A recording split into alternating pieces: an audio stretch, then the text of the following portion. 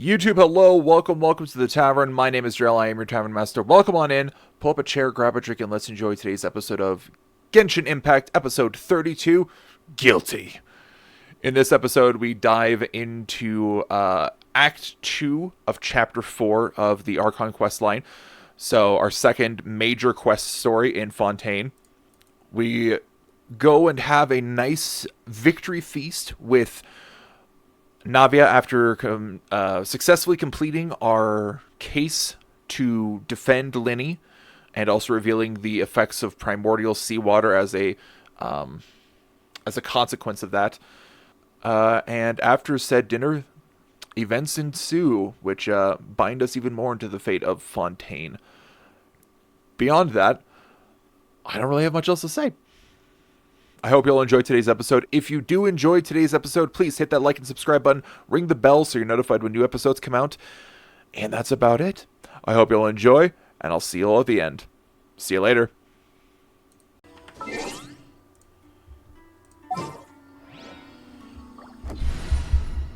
Hope folks are doing well today. So yeah, as I said in the Twitter post, we are going to be continuing the Fontaine Archon Quest today, going on with not Chapter 2, Act 2, technically. And then from there, we'll see what's up.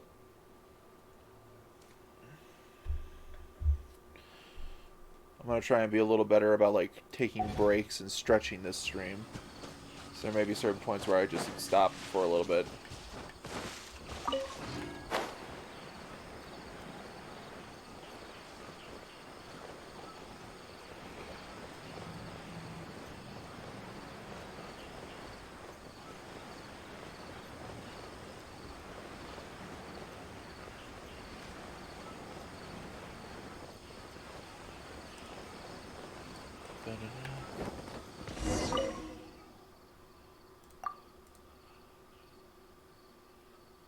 Technically, it can't.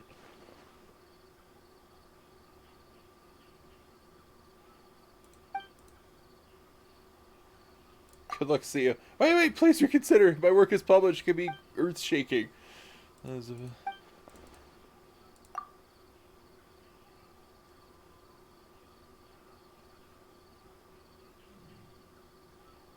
I prefer to be paid fairly.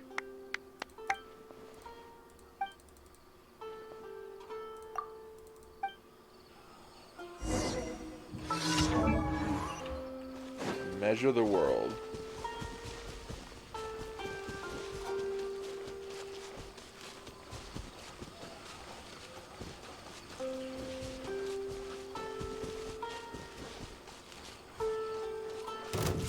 Too late for regrets.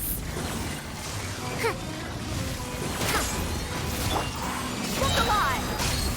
The night is cold.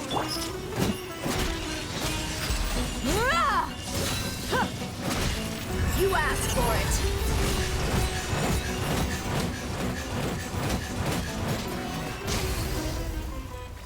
After ensuring that everything is safe, the guy starts to analyze.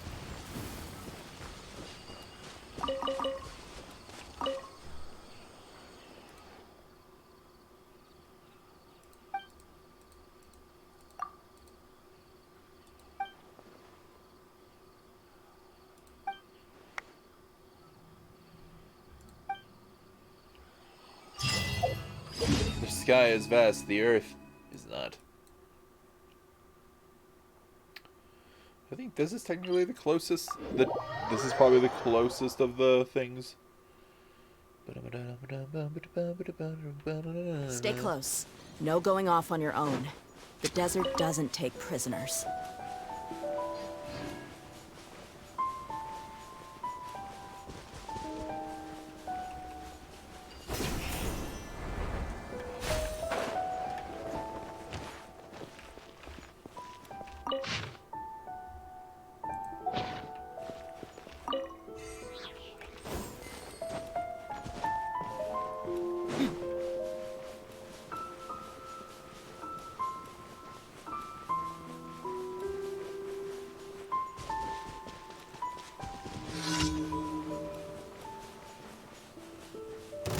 sucker for a Good to me. punch, huh? Let's get it on!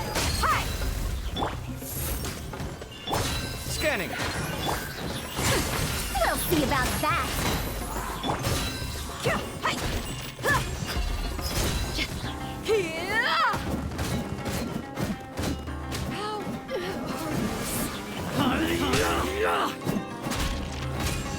They're twins. Need. Need. Following orders. Guys, really quick, I gotta say, this cooking fire is not greatly positioned.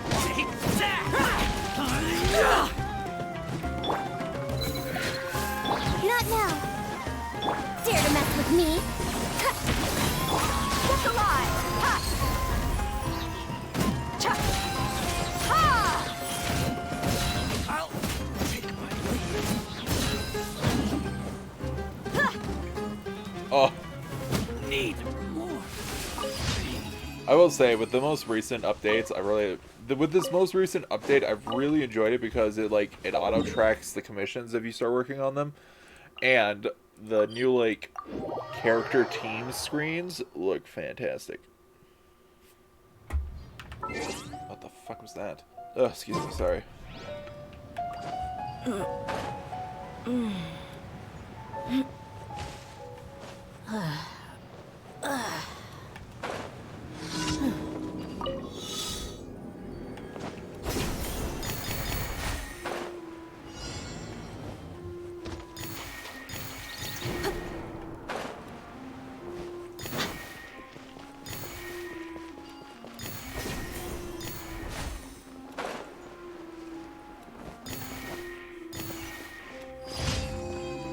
Okay, last one.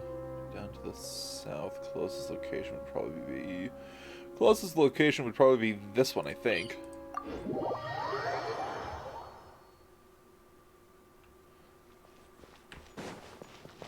There we go. Ba-da-ba-ba. Ba-da-ba-ba. Ba-da-ba-ba.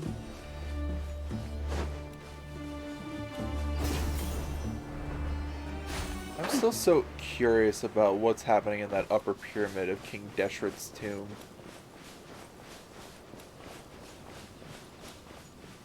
Because it's funneling in something into the top. The sad thing is, I don't think I'm ever meant to know. Okay.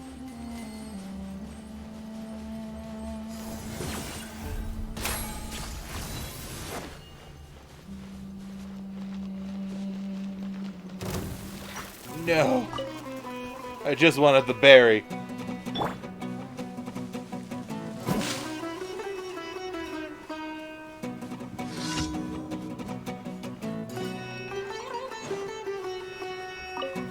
You are Happy to apply. come at me. My guiding stars. Wakula. Hi. Cha. Sophia. Hi.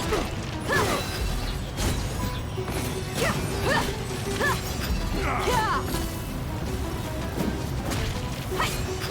Rise. You ain't messing around. Cha. Hi. Scanning.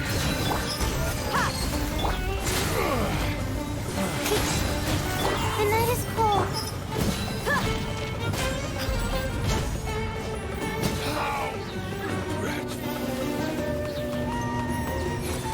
Cha. Hi. Cha. Let's get it on. Hi. I'll be back. Long the jungle. Too late for regret. Bitch, you're not dead? Oh my god.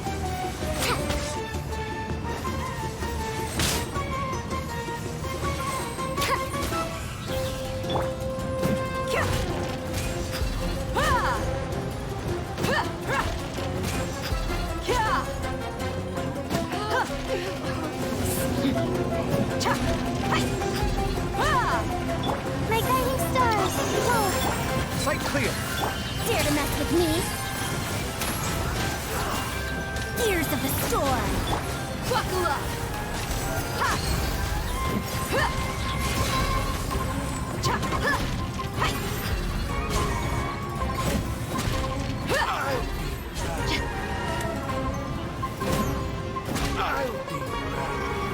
Yeah!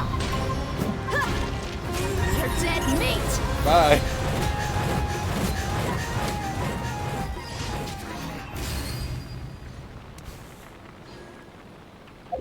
Nice. And that is how you kill people.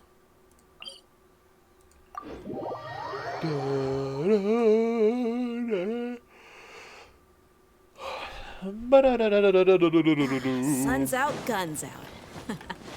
Just sucks that I got so much work to do. But your guns are always out, Dia. I guess except your right arm.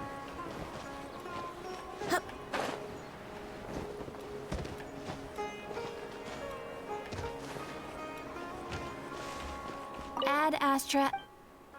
Thank you for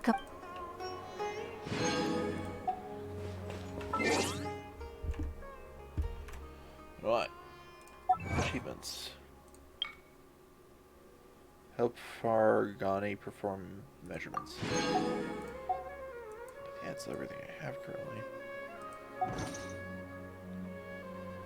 Man, my bit rate took a nosedive. Don't know why.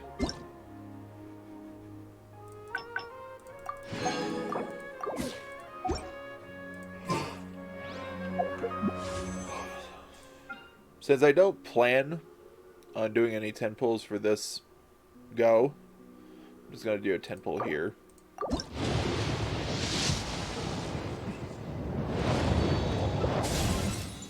Yeah.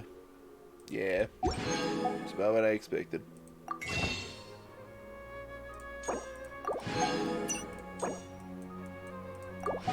And I now have 105 of the intertwined fates. So that's all good in the neighborhood. Claim. Alright. Verdict of the Blades.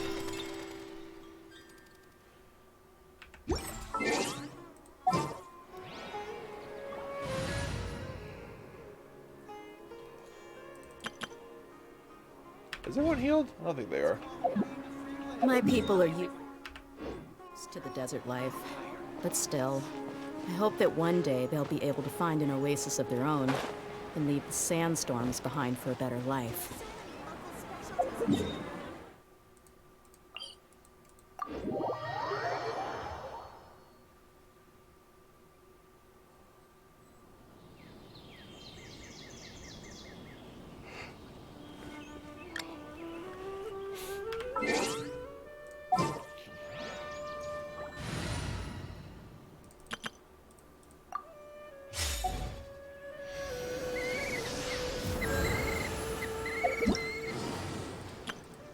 That's in a few days, right? Yeah. I did that one.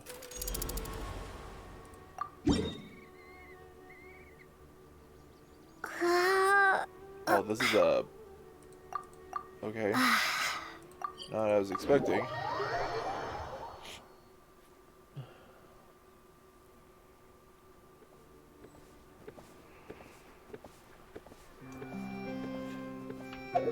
Wait.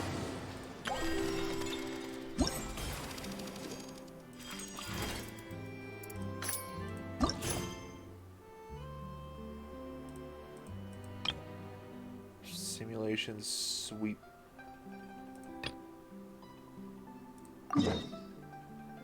What?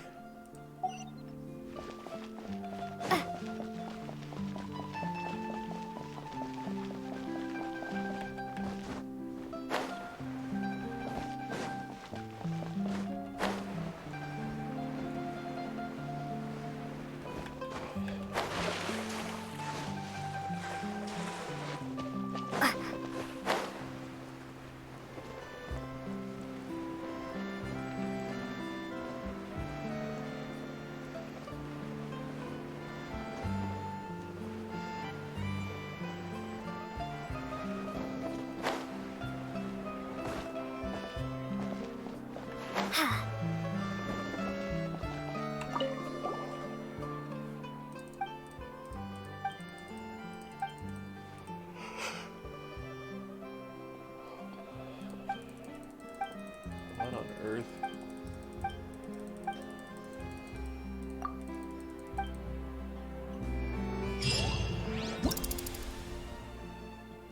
Okay.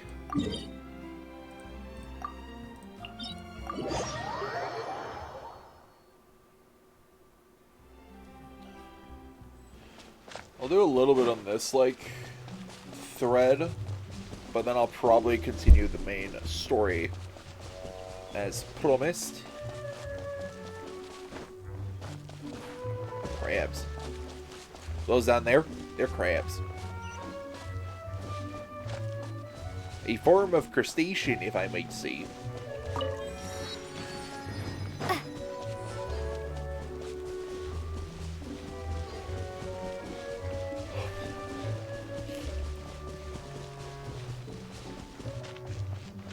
Man, I can't wait to see what my attacks will be like when we get to Natlan. Granted, it'll be like another year, but still, the thought of, like, going to Natlan. I love fire, I love, like, red. I am always interested in, like, sort of gods of war. They're very interesting to me. Just because they can represent things so differently. So I'm interested to see what the god of war, the Archon of war, will be like in this world. Especially since I think she too, like, the Archon of War, the Archon of Pyro, is also a lady. During efficacy testing simulation arena, travelers need to proceed to the designated area and defeat all enemies. Clear all opponents. Okay, that's easy.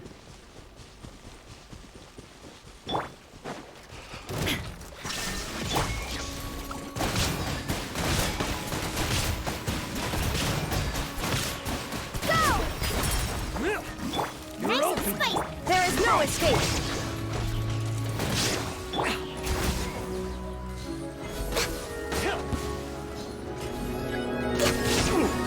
Oh, shield guy.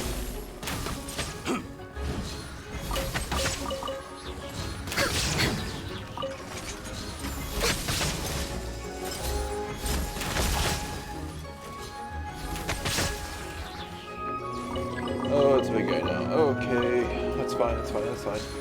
He's just one big guy. It's all good. Illusion shattered!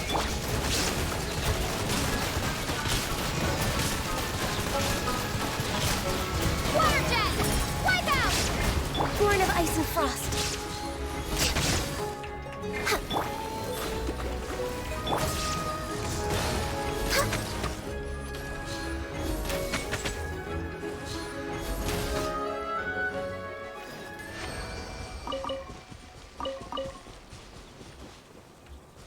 Says it's up. Up there it is. I saw the red.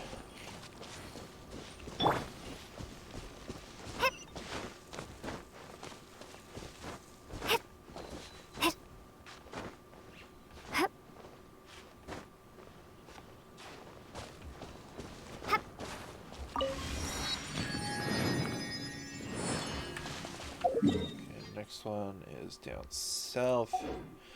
This feels like it's meant to bring me to this area for the specific purpose of, like, fighting, learning how to fight these enemies more, as well as just being like, no, you're in the area. You could unlock those waypoints as well. And it's like, yeah, true.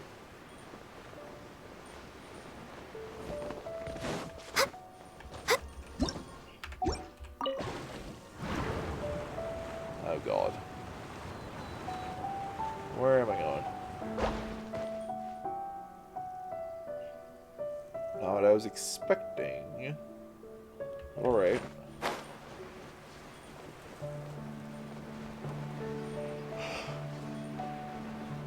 That's where I need to fight.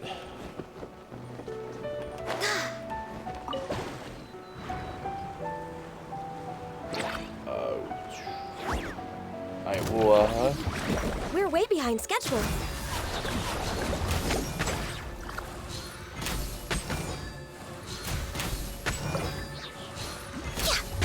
There is no escape! Access denied.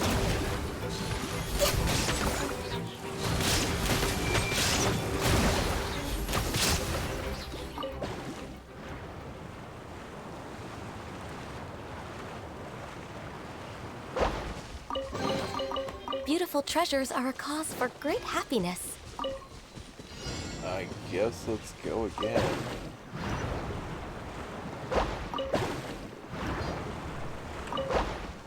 No!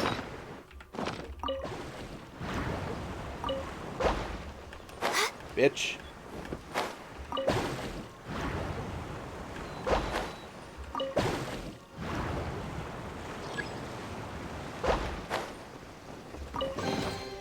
Perhaps whoever left these behind was also fulfilling a contract.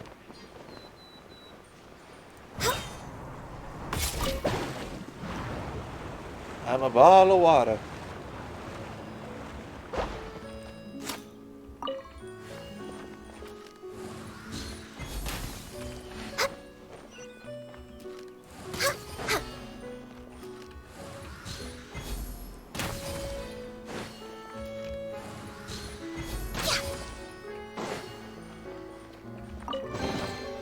Perhaps whoever left these behind was also fulfilling a contract. What beautiful blue flowers.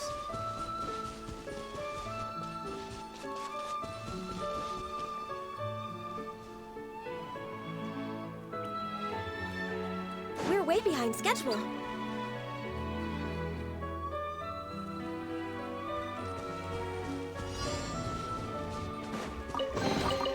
There's nothing wrong with reaping a reward every now and then. Hey, bitches. Ready to die? Illusion shattered! No touching!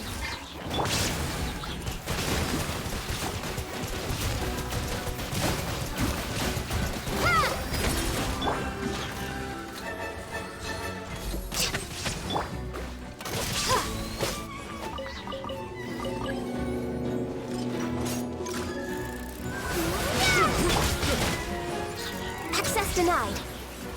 Oh boy.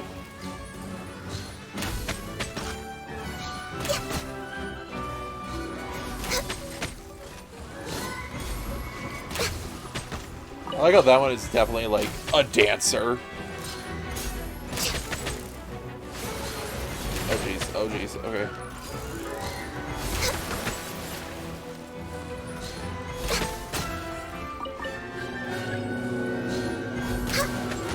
No touching! Nice and spicy! Shine down!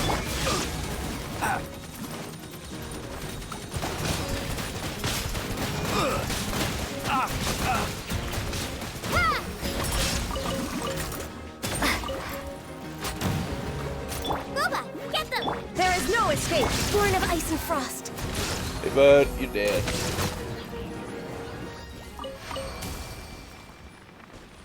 Well, I guess since I'm here, I'll go do those waypoints.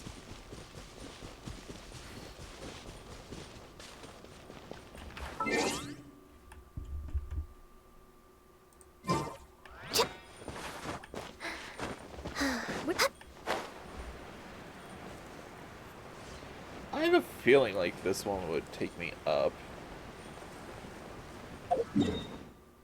Oh, I'm on the exterior of Fontaine. The court of Fontaine. Excuse me.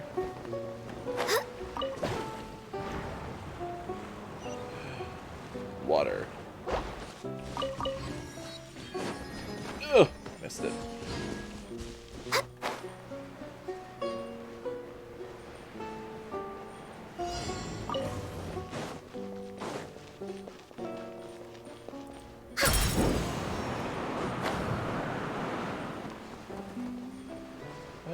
Oh.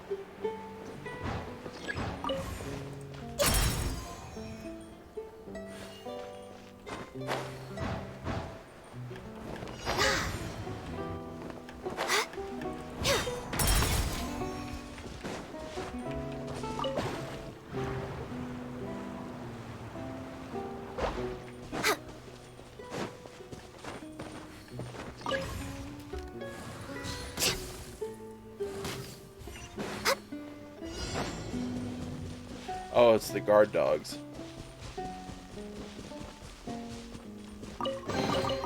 Beautiful treasures are a cause for great... No touching!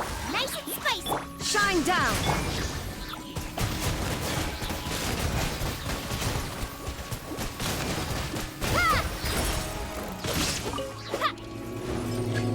Hi, guys.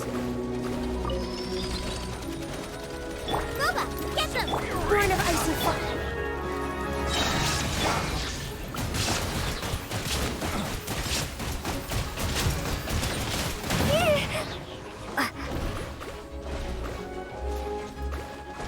Hey, guess what, bitches? Wipe out! Water!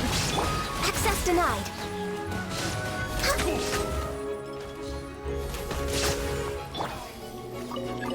Oh. You were slightly Let me unexpected. amuse myself a little. Born of ice and fire. Boof. There we go.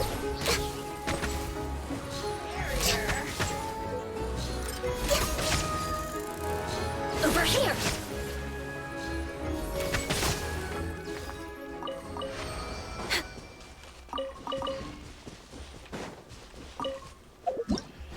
Okay.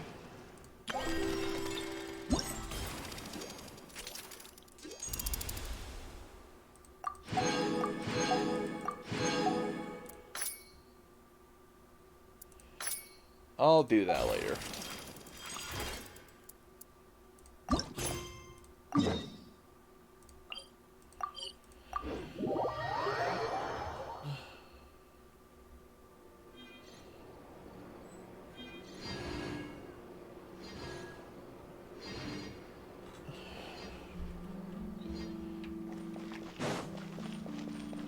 Hello, miss. Guard.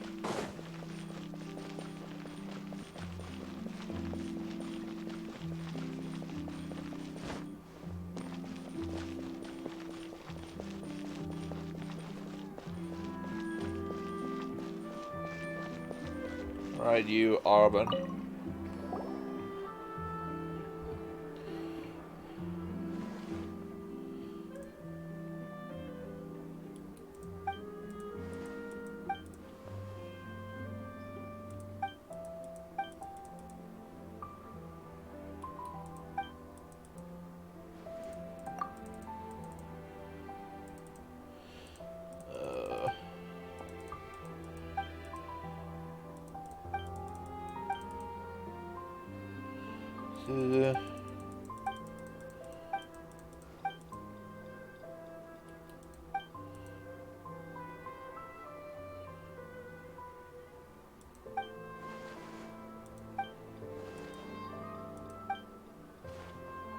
That smear us irresponsibly.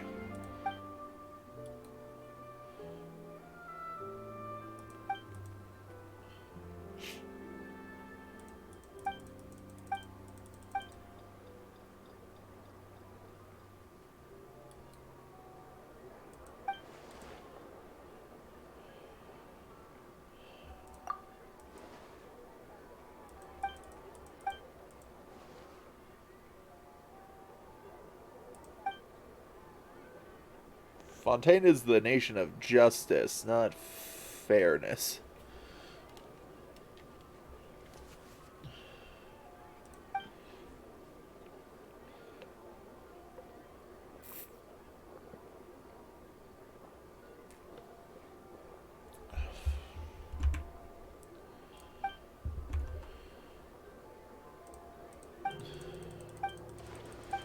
Oh my god, guys.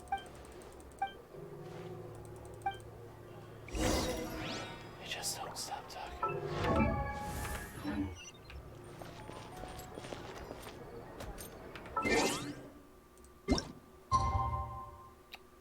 Oh, it just hit midnight.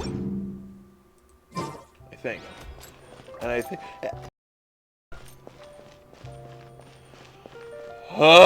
excuse me.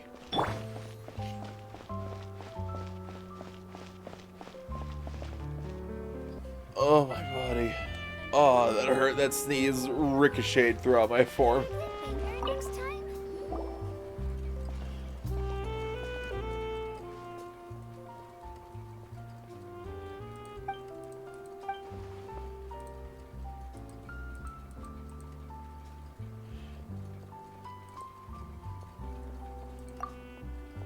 I've heard that it's based on someone. That's got to be adventurers to start this tale, right? Well, the adventure did leave a deep impression on me. I met an adventurer in Springvale when I was about to leave Mondstadt. It appeared that he had messed up some sort of meal delivery commission. Apparently, he had encountered several waves of monsters on the way there, and not only had he missed the timing, but the food was also bumped about. Knowing a thing or two about cooking, I helped him make a new serving. Well, that sure was nice of you. Well, but that's not all. You might find it hard to imagine, but that one attempt at cooking resulted in all manner of accidents. The firewood got wet, a big hole got gouged out in the bottom of the pot, and while I was plating up, I was hit by flying stones from out of nowhere. One of them even bounced onto my head. Now that one really hurt. Well, the job did eventually get done, albeit with a complaint from the customer that they cracked a tooth on a stone while eating. Lady Furina above, surely it wasn't the stone that hit us on the head. Was this adventurer's name Bennett? Bennett? That was his name. Wait, do you two know him as well? Interesting fellow, that one. Later, he took me to all sorts of rarely visited places in Mondstadt to show me his things. It was a pretty rough journey, but uncommonly beautiful sights made it worth the effort. It would have taken him for a travel enthusiast had he not told me that he discovered those places by losing his footing during adventures or getting lost. On the day of my return to Fontaine, he came to say goodbye, and there I asked him if he considered his unlucky disposition bothersome. He just gave me a thumbs up and said, "The world is full." The world is full of... I can't even do it. I'd have to listen to it, but I'm pretty sure I wouldn't be able to get it correct for Bennett's voice. He has a very, very specific voice. Or maybe I just happen to be the unluckiest. But thanks to that, I've also become the bravest person. That's given me access to the science that only I can see. What a brilliant way of putting things. Walking the path of misfortune with a big smile on one's face. Perhaps that's the spirit of a true adventurer. That's right, Bennett's the most adventurous adventurer for sure. If bad luck can be infectious, perhaps that adventuring spirit could be too. And with any luck, the latter can spread far further than the former.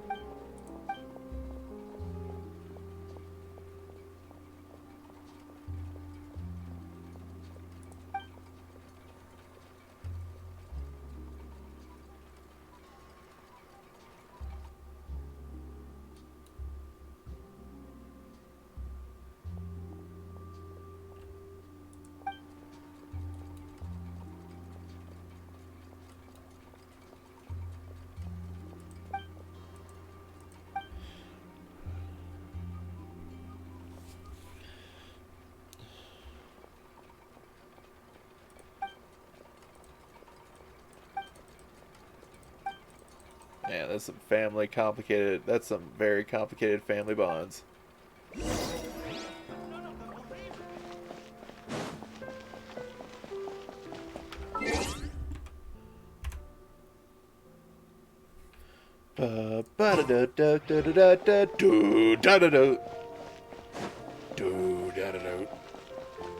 Penguins.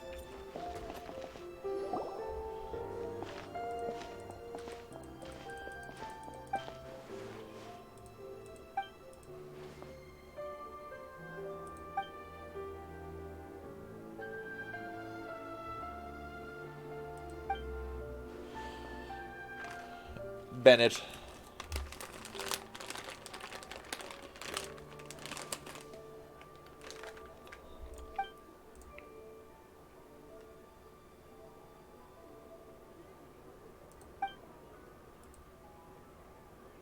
He seems to be sorry about something concerning you.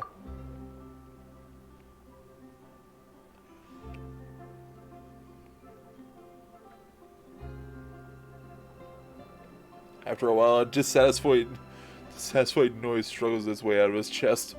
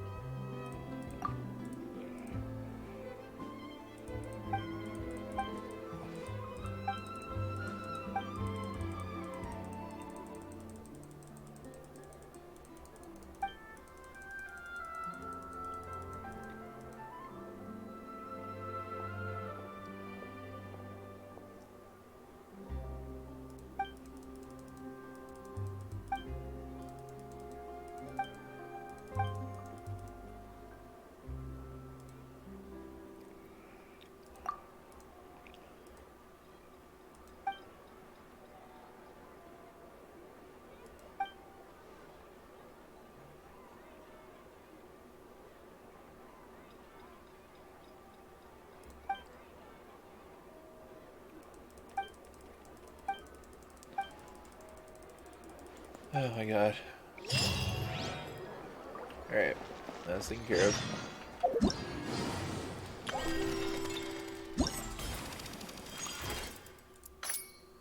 I could technically do that, but...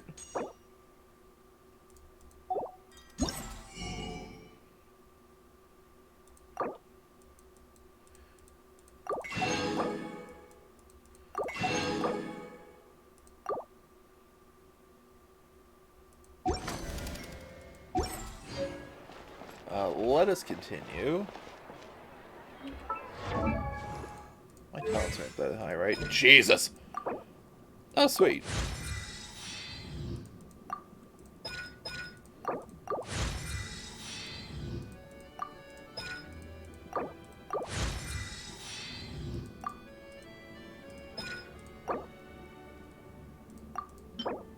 What's...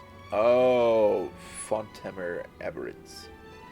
I see, I see. I need to find, kill more of those. Look at these fancy ass poodles. God, they look wretched. Oh, this one's holding a cane with its tail. Oh, man.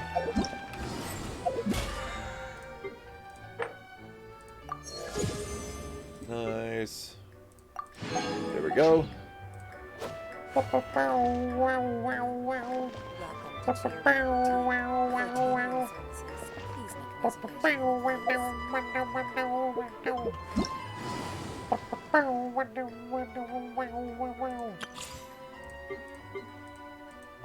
know what?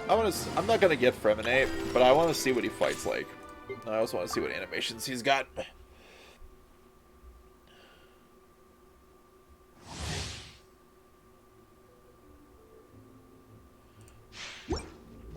Alright. Freminate. Diver boy. Kind of emo diver boy. But anyway. Shouldn't his legs be completely covered if he's a diver? Whatever.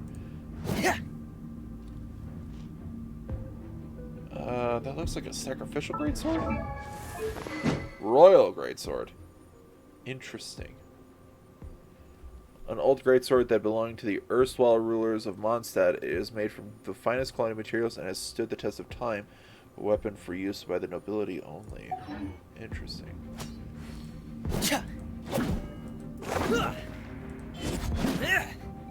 Interesting.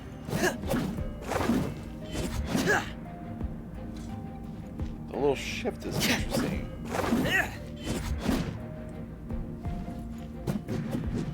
Okay, he does a spin. Alright, how about this?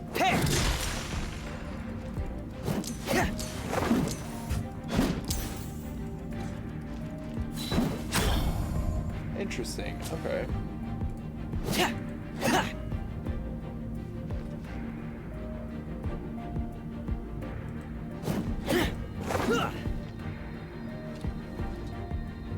One, two, three, four.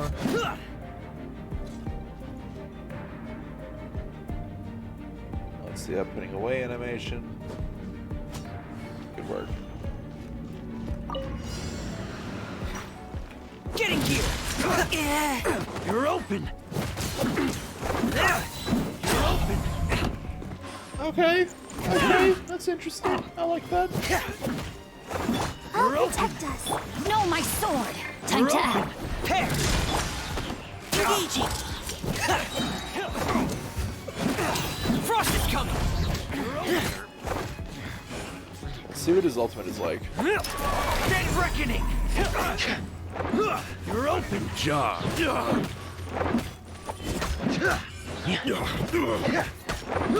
Pair! Getting here! I wasn't done.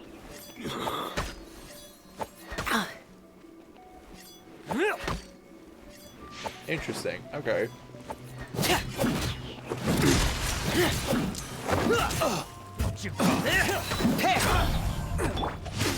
Fury! Ring cutter! Ready, steady, go! Whipsaw! Going under! Frost is coming! Pair! You're Okay, so basically allows his allows the recharge rate for his elemental skill to be really, really small. That's not too bad. That's interesting. 4 attacks of frost damage before 1 attack of true damage. Yeah, not bad. I did fuck.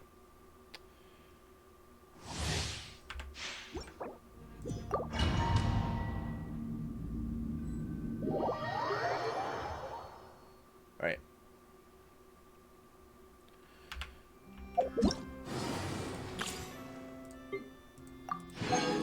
Okay, there we go. Loss is that. Interesting. Okay. So, let's go heal up, and then we'll continue the story.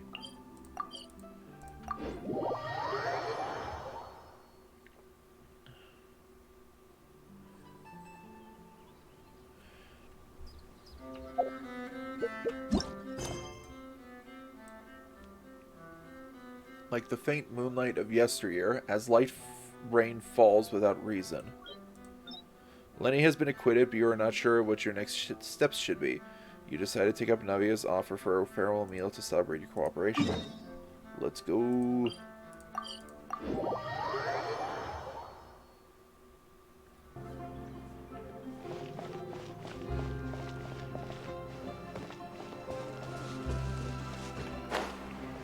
You know, I wish the very center of Fontaine, like this, had a clock tower at the top, because it feels very appropriate for a city that's so, like, apparent with, like, clockwork and everything.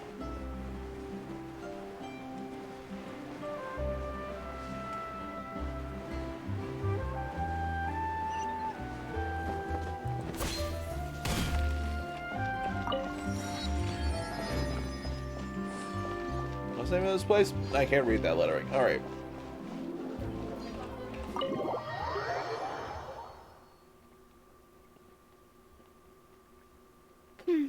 I came here several times with my father when I was little, but stopped eating here as often after growing up. I hope the food here will be to your taste. Oh, don't worry.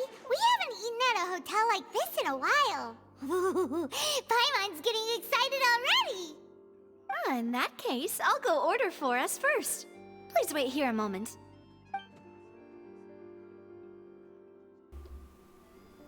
Ooh, everything looks so good. People in Fontaine sure know how to enjoy life. Why, of course. Go ahead, try whatever you like.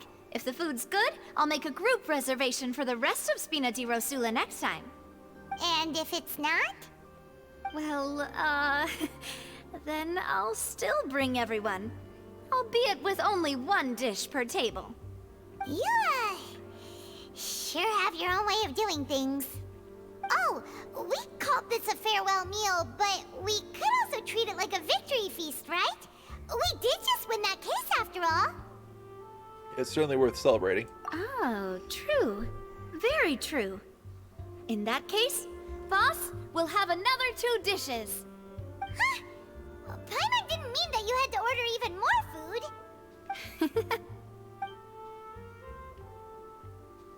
Speaking of cases, do you think that the mastermind behind the serial disappearances will get caught soon now that this has all happened? Well, we've certainly taken a big step forward, but I feel that's about it. We know that there's an organization that means to dissolve these young women, but we still don't know what they are really after. If it hadn't happened right in front of us, Paimon wouldn't have ever believed that a person could be dissolved like that. Right? Yet it was because this was such a preposterous notion that the investigation could never really move forward before. Ugh. If only that guy could have finished speaking! We were so close to hearing who was behind it. In such investigations, even the smallest step can seem like a yawning chasm if the trail of clues is cut off. To be honest, I don't have high hopes for any follow-up that the authorities might conduct. It's not that I don't have faith in their ability, it's just that a different perspective is required in some matters. It's easy to guard against and deceive a single narrow perspective. A shift in thinking is required at such times in order to produce a breakthrough, which is exactly why the Spina di Rosula exist. Those highfalutin folk are not all-knowing. That's why we exist, to seep into the cracks where filth falls through, where their watch fails them. That's the kind of problems we solve. Seems Paimon thought things were simpler than they actually are. It's all right. Well, this was supposed to be a farewell meal, so I doubt you have further interest in this business, right? Let's talk about something else. Like, what are your future plans? We wanted to ask the Hydro Archon for some information, but we haven't really had much opportunity to do so. That's true. We didn't have a chance to speak to her after the trial ended. It didn't really seem like the right time or place to do it anyway. I see. So, your primary objective, which has been foiled so far, was to have a chat with the Hydro Archon. I've heard that there's a long line of people waiting to meet Lady Farina. I suspect you'll be waiting for quite a while, considering that you missed your chance today. Yeah, we've heard that she's super popular here in Fontaine, and that it'll be tough getting any of her time. Well, would you consider some more, unique ways? Perhaps even methods of, let's say, questionable legality? Guess that's Spina di Rosula's boss for you. Chock full of sketchy ideas. Well, what did you have in mind? Well, one way would be to infiltrate a performance troupe at the Opera House, only to abandon your act at the play's climax and ask to speak to her after the performance. I'm sure Lady Farina would be eager to see the ending, and would agree in order to finish watching the play. Don't you think? Interesting. Could you suggest something a little more practical? This plan seems pretty hard to pull off. We'd have to go learn how to act, and acting's really hard. All right, here's another. Find a way to conceal yourselves under her bed. Then wake her up in the dead of night and demand answers. Don't let her go back to sleep until she answers all your questions. I can personally testify that this one works. When I'm sleepy, I'll do anything as long as I can finally get some sleep. That might work, but that's not really the problem. The problem is we don't want to get ourselves arrested. Ah, valid point. I overlooked that part. I was just thinking about leveraging a person's desire for sleep. How can you overlook something like that? All right, no more joking around. Perhaps you could... Oh, I don't know. Cut the line when she's on a break. You did defeat her in court, clearing citizens of hers from false accusations. False accusations she had nearly upheld personally. I imagine that she feels quite ashamed about the whole thing. You mean that if we catch her while she's on a break, she might be too embarrassed to refuse? Oh, that does make some sense. Would someone with her personality really feel shame? It's worth a try. Why don't we give it a try after this meal? You know, strike while the iron is hot and all. Huh? Paimon, did you drink my Fanta? Was this your drink?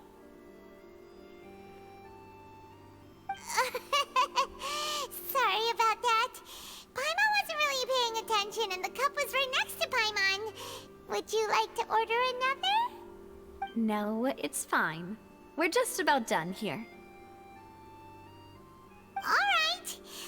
Honestly, Paimon wouldn't recommend Fanta anyway. It tastes kind of salty and icky. I'd have to agree. Is that so? Huh. Well, in that case, we'll have to blacklist the Fanta here then. If we're all finished eating, then I'll go pay. Salty Yeah, and icky. we're stuffed. Thanks for the treat, Navia.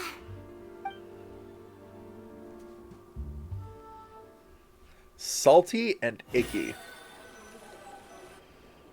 Oh, so full. Paimon can barely float anymore. You could try walking, you know. Nah, that would be so... normal. You know, like you. Okay. As for expenses this month, we're left with... Hey, Navia! What are you doing over there? Oh, nothing. It was just a meal, you know? Nothing the Spina di Rosula can't cover. That was a pretty pricey meal, all thanks to Paimon. Let's get ready to try to meet the Hydro Archon again. Bye, Navia! So this is goodbye, huh? Well, if you do encounter any other trouble in Fontaine, you're always welcome to contact the Spina di Rosula. I'll give your requests the highest priority. Thank you. In any case, I wish you smooth sailing. I'll see you again, partner. See ya!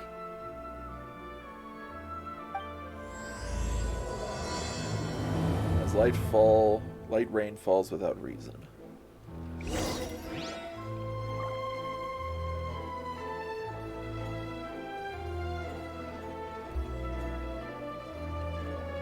Ooh, I can get recipes here. Hello.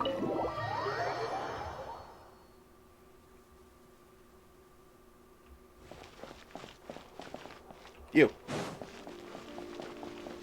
Magic Man.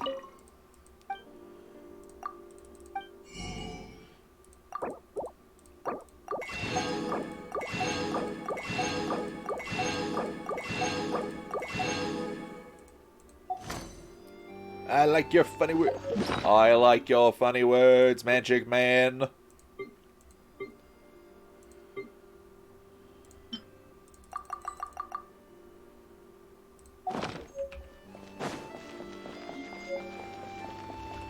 New recipes for me to master. Perfect.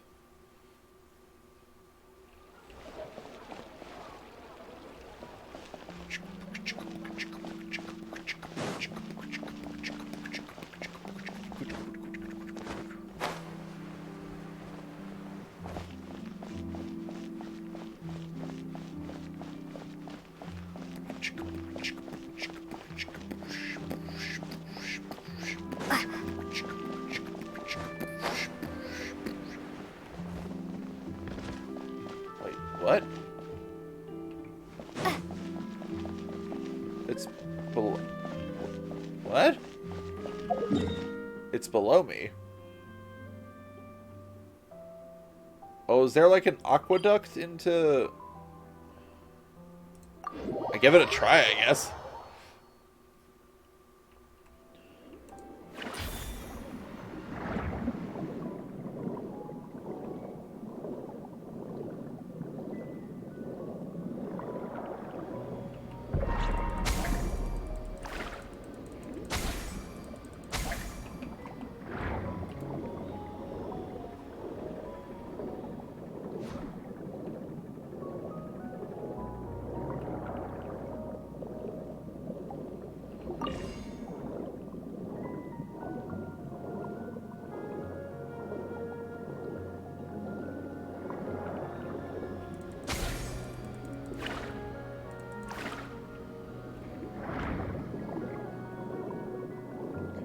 It's not that one.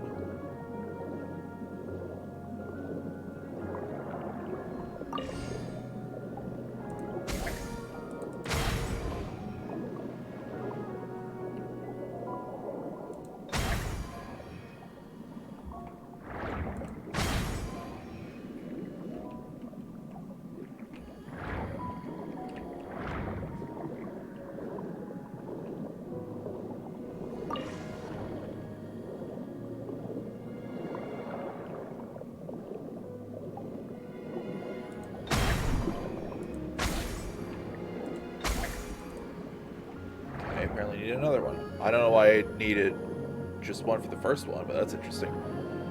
Might just be a slight... It might be a slight bug, which is fine.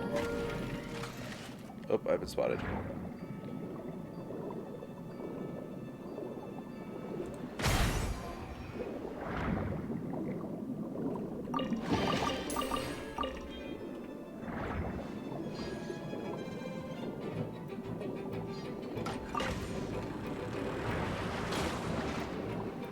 I'm good, bye.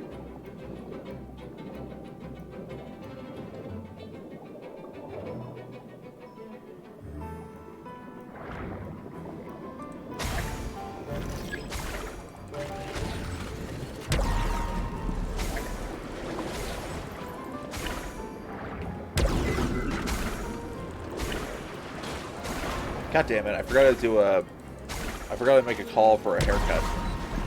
Shit.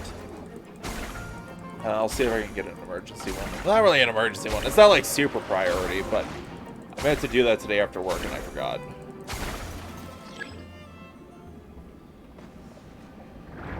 Balanced. Balanced again. What the fuck is that? Oh, it's a squid. I was like, what is that thing? Oh.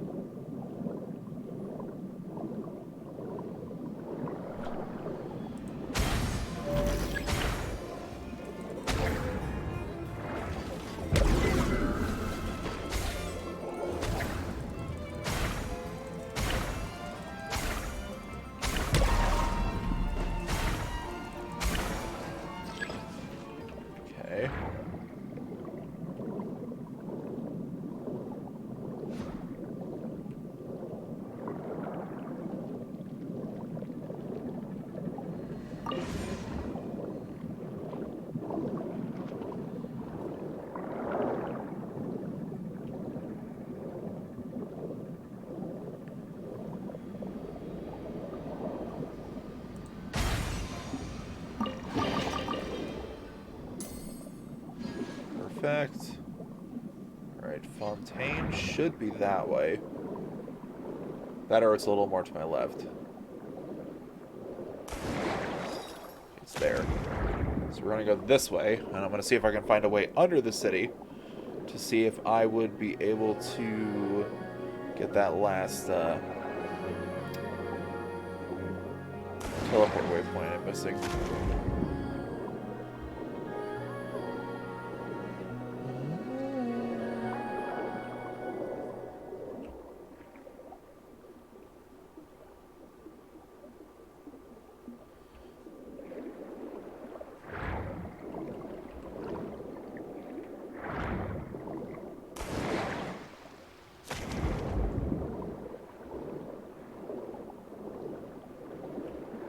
Let's see.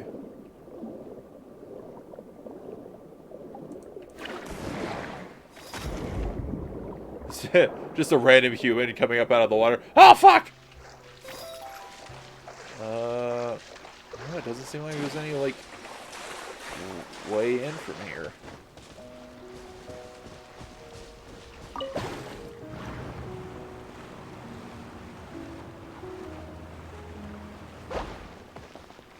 What is this? Open the chest in 50 seconds.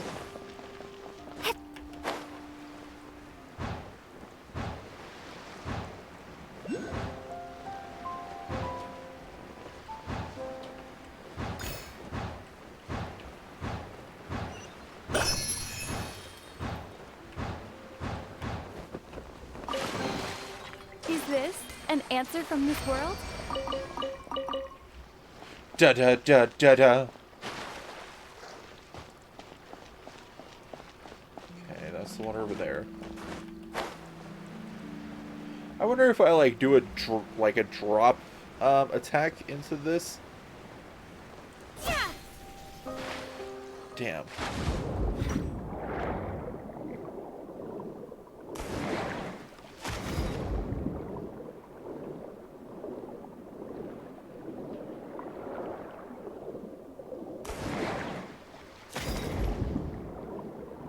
Oh, barrel conch. Hello?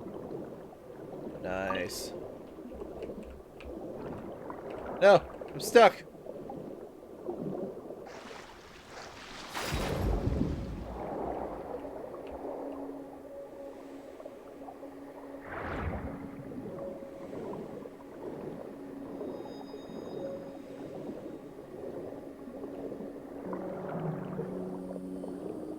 Yeah, man, look at that giant monster skull. Love me some megafauna remains.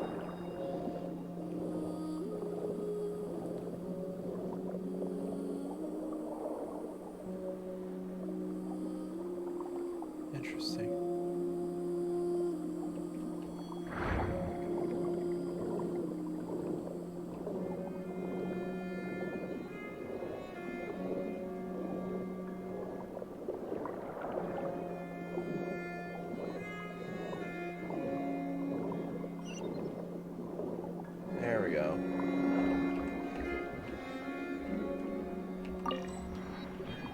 What's this?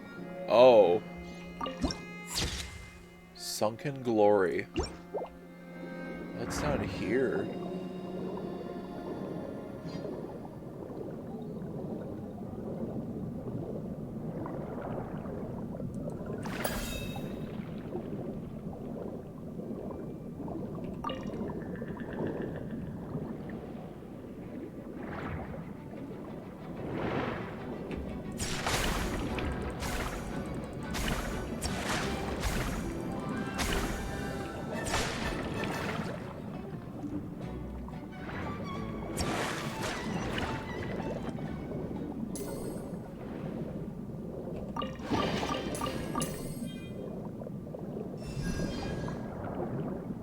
Oh, it's healing and stamina. I thought it was just stamina.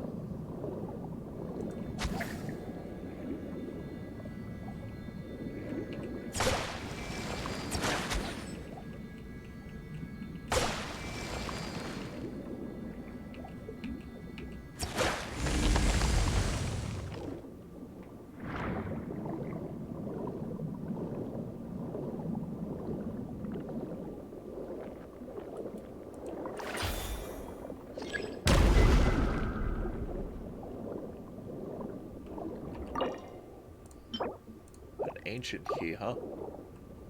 Well, at least I know this is down there now. It's crazy. Oh, but it's not the underwater thing I'm looking for.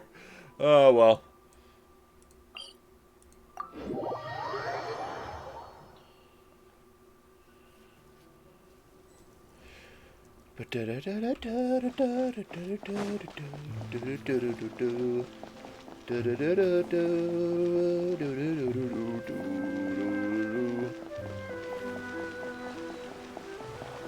Oh wait, I should be able to throw some. Yeah, offer up.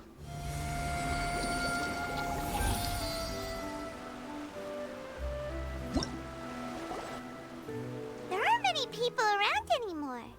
Looks like that boat we took to Araneas might have been the last one. Vache.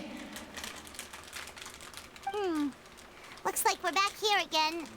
Huh? Traveler? Are you hearing voices again? Yes, and it's clearer than it was during the day. Ugh. That's kind of spooky. Are you sure we don't want to come back in the morning? Vache? Vache. Hey, why are you still walking towards it? There might be something nasty in the water. I feel strong emotions. Things are getting a little blurry. Huh? Hang on. Paimon can kind of hear a voice. It's calling for Vache, right? Hey, Traveler? Stop walking! Come on, wake up! Am I gonna plunge into the water?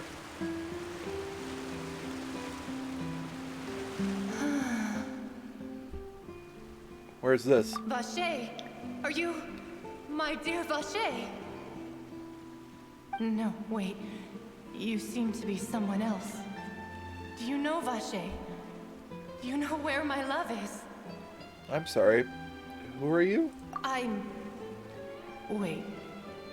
Who am I? I'm very sorry. I fear I do not know. My memories feel like they have been washed away like a flood. So many fragments dissolved amidst the tide, never to be recovered. How much have I lost? How many things that I once held dear while on land have I since forgotten? You were once human? Yes, that is what I was once. But now, I am but the consciousness of one who has lost their form. Oh my god, this is one of the ladies who got dissolved. Oh my god! You lost your form. I do not know how I came to be like this either. I only vaguely remember being covered in light blue water, and then all grew dim. Light blue water. Could that have been... Could she be one of the girls who were dissolved? I also remember going to many places. I loved adventure, loved exploring places of peril. No matter where I went, Vacher would go with me. I knew how dearly he loved me. And I also loved him equally as much. But now, we can no longer go back. The pain of such parting. I never knew how heavy it could be. So you need me to find him? No. Our reunion no longer has any meaning. There is no way for us to create any new memories. The thought of me gives him no succor. So let it lie forgotten beneath the waters. If you meet Vacher, tell him not to look for me. Tell him to move on. That is the only thing I still remember. I believe it will be hard for him to forget you. Perhaps that is so. As I was submerged in the waters, losing consciousness, I saw Vacher above the surface. His eyes were filled with such sorrow, such longing. If only I could have comforted him, told him that I did not suffer. Indeed, I had felt a great warmth. That means Vacher was a witness to the fact that you dissolved? Is that what you call it? Dissolving?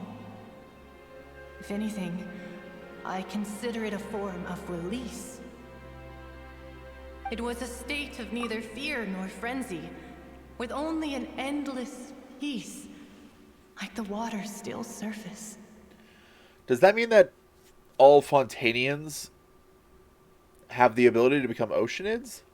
I could also liken it to being a thirsty person who drinks water for the first time, and only then sees how they have lived for so long in a world of endless want and anxiety. Some measure. It seems after the body is dissolved, some measure of consciousness still remains. I think I hear your companion. It's time for you to go, I think. Is that Paimon? Ryan, I wonder how much time has passed in reality. Farewell, then. I am glad that you were able to sense my presence.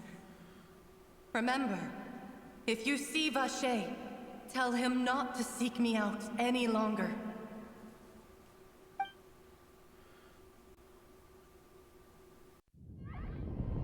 Wake up! Come on, hurry! Navia's outnumbered!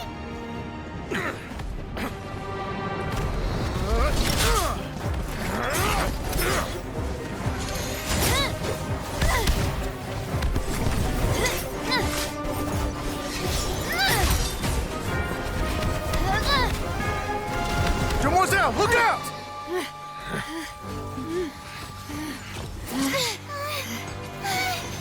Dear God, it's a whole army of Gardamex.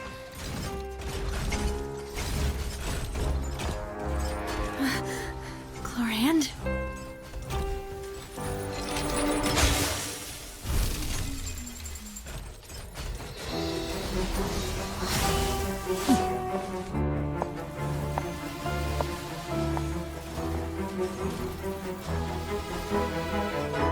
Quick, now's our chance!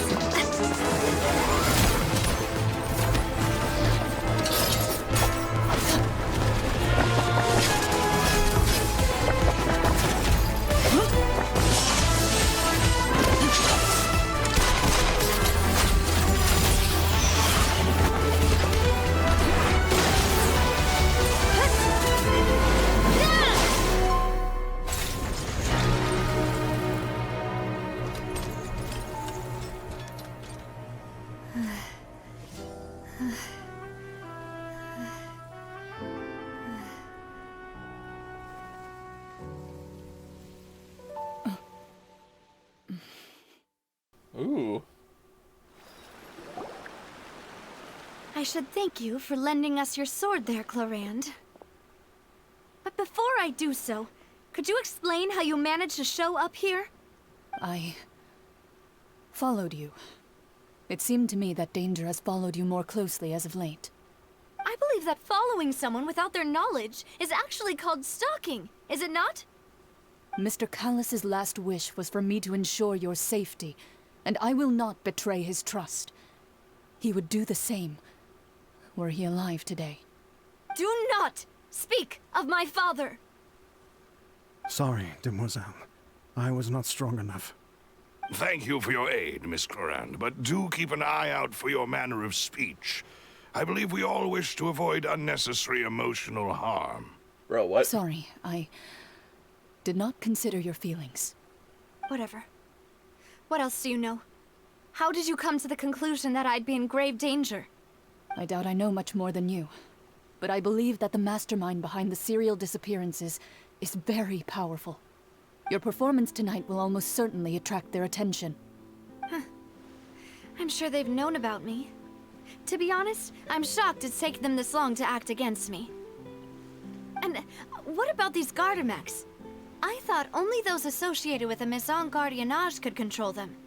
None of these Meka have serial numbers. I was sure to check a moment ago. They are not the ones used by the authorities to enforce the law. I can only conclude that some powerful or wealthy party must have obtained them via illegal means, deploying them as a private force of sorts. What? Your point being that they're out of Spina di Rosula's league, then? Yes. Be careful, and do not act rashly. I will continue investigating no matter what. We will bring the truth to light. That's my father's true last wish. Regardless, thank you for your help today, Clorand. But if you get any ideas, tell me first. I don't much appreciate being followed. I do not think that they'll strike again anytime soon. So I shall stop following you. Good day, all. I want her. I want Cloriand. Right. I suppose that's the best news we've gotten today. Demoiselle, I believe that Miss Clorand was being sincere with you. If we tried, we could attempt to thaw relations a little. I know, she's... What just happened? Who was that? Oh, thank goodness! Paimon thought we were done for! Those Gardamex came out of nowhere while you were unconscious, and Navia and her gang saved us!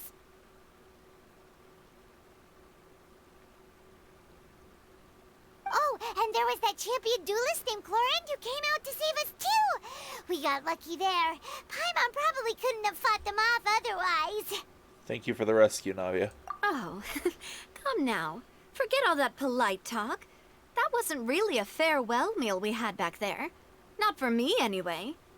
In truth, I hope that every meal we have together shall be a victory feast. As such, we're still partners. There's no need to thank me. It will take 50 years for me to match Demoiselle's magnanimity. If it were me, I would have joined the Spina di Rosula on account of her goodwill long ago.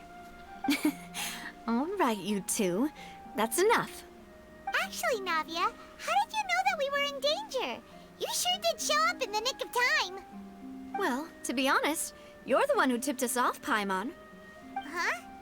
Really? Paimon contributed somehow? The Fonta. Ooh, Paimon's even more amazing than she thought! Yes, all thanks to you grabbing my drink by mistake. How did that help?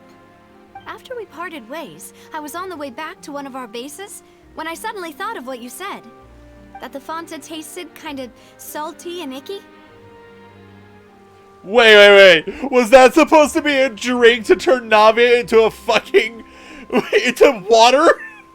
And since Paimon and I are Fontainians, we were just like, oh, gross. Fonta only comes in sweet flavors. So how could it have tasted salty? The color of the drink, if I recall, had also been a bit off. So the Fonta had been spiked with water from the primordial sea? Yes. So if you hadn't drunk that cup for me... God damn! Spina di Rosula is preparing the grandest of awards for you as we speak for saving the boss. Huh. Really? Fortunately, Paimon, neither of us are from Fontaine. I sent people to Hotel Debord to investigate, but whoever did this left no trace at all. That's when I figured out that you might be in danger, and hurried here as quickly as I could. But why would they go after us too? All we did was defend Linny in court and help clear his name. Ugh, now we're caught up in this mess too, aren't we? Well, you did foil a plan that they were probably pretty proud of, and almost got their name in the process. Speaking of which, did anything strange happen when you drank the primordial seawater? Well, it can't be coincidence that the traveler fainted just now. She said that she heard that voice calling for Vache again. Oh, and this time Paimon heard it too, but it was real faint. Does this situation have to do with the primordial seawater then? According to Lynette, the ability to hear voices like this has to do with one's sensitivity to the hydro element. Does that mean the primordial seawater raises someone's sensitivity to hydro when it's used on people who are not from Fontaine? That doesn't sound like too much of a bad thing, to be honest. I also gained some new intel. If you drink it and you're from Fontaine, you become an Oceanid. So don't drink it. New intel? While you were out cold? Well, let's hear it, shall we? A voice in the fountain belonged to one of the missing women. A person named Vache was a witness when she dissolved. Oh, that is important. You tell everyone about what happened when you were connected to the ocean's Vache. consciousness. That name doesn't ring a bell. I suppose he hasn't stepped forward as a witness in court lately. Since he saw that young woman dissolve, he was at least at the crime scene. But he never gave testimony or any information regarding people dissolving in the primordial seawater. Could he have been threatened? Most likely. If he's still alive, we should try searching for him. Yes, thank you. This is very important information indeed. We will continue to investigate. Alright, partner. Oh, you mean you'll help us investigate? Well, you did say that our farewell meal didn't really count. That means we're still partners, right? And besides, we're in this now whether we like it or not. You're not gonna let those people who targeted us get off the hook so easily, are you, Traveler? This will prove to be their biggest mistake. Demoiselle, do try not to look quite so pleased. You are the face of Spina di Rosula, after all. You talk too much. Well, in that case, let's head back to one of our bases, shall we? I'll arrange accommodations for you. We also have some plans to go over, and hopefully we can deepen our bonds as partners. But we'll take that one step at a time, I guess. Don't worry, you two. With us around, our base is definitely secure. What the fuck was that? Lenek Dafata what? Lenek and Foyoviz.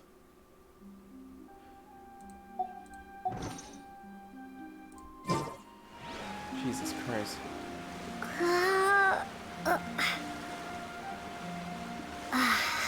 Wait, I haven't heard any of Lumine's new freaking voice lines for this area. Wait, there's a new story bit? Vision.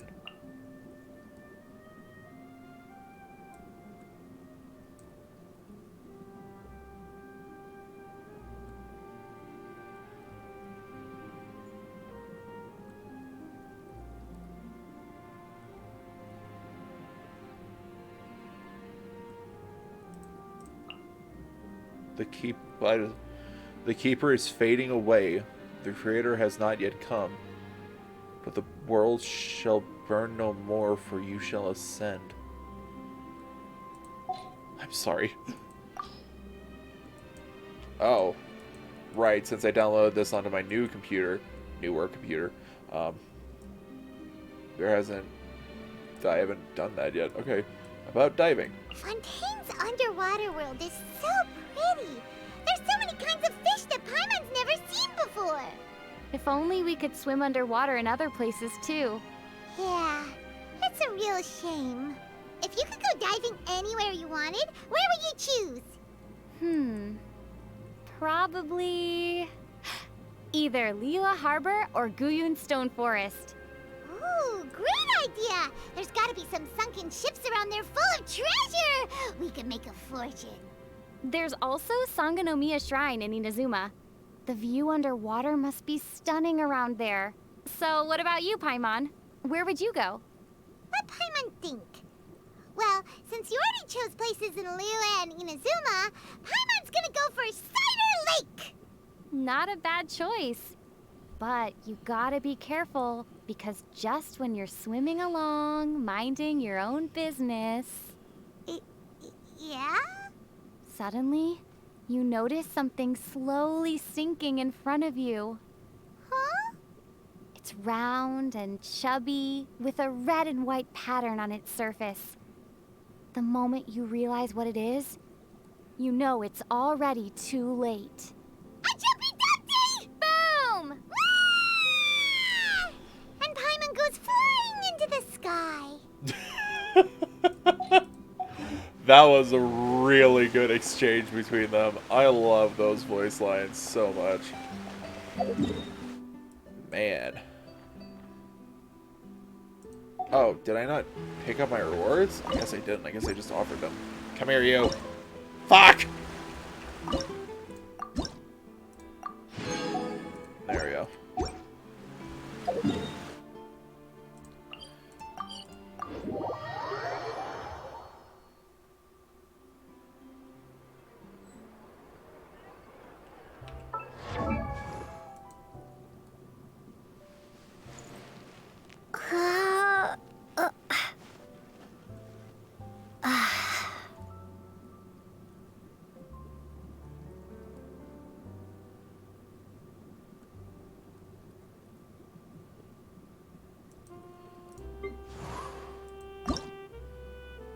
Ah, I see. Right. Down this way. And off to the left. Grab some fruit. Or vegetables in this case.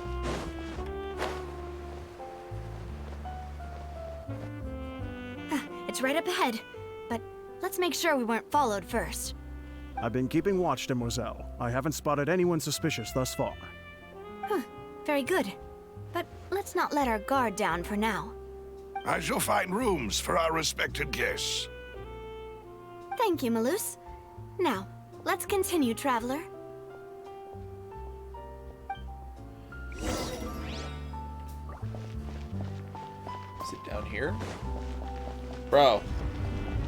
Bro, the sewers. Oh, so that's where the final teleport point is. Wait a minute, there's a thing over here. I saw it. Thou shalt not escape me. Alright, it was just a fucking cabbage. Oh!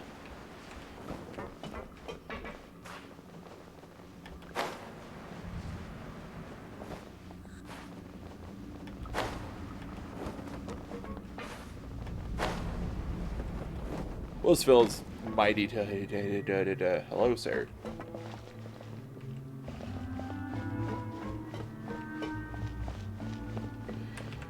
Alright, bro, folks, we're going to do a quick ad break as I do some stretches.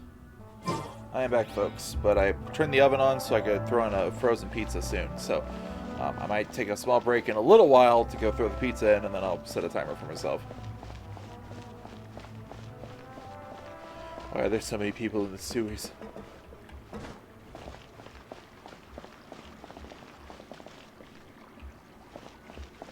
Is this the slums of Fontaine?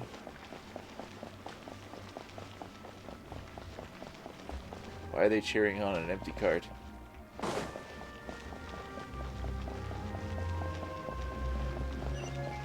Oh wow. Talk to me loose. Land of corroded shadows and tainted currents. Wow! This was unexpected. But it makes sense. And I believe that, like, pollution is a pretty big thing going on in the land of Fontaine right now. Want to outrun the law, you need to know how it works. Legal advisor. Okay.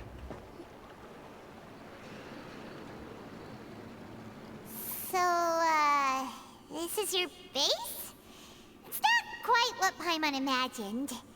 Your accommodations have been arranged. Under the present circumstances, I can confidently say it's the best we have. Thank you. Well, our funds have been a little tight lately. After all, we don't allow illegal or unethical profiteering. In fact, our funds often come from citizenry who support us. Seems like it's tough times for everyone. But if you have the support of the people, that does sound like it's worth it. To be honest, our financial situation was a lot better back when my father was in charge a few years ago. I'm afraid I'm not quite his equal. Your father...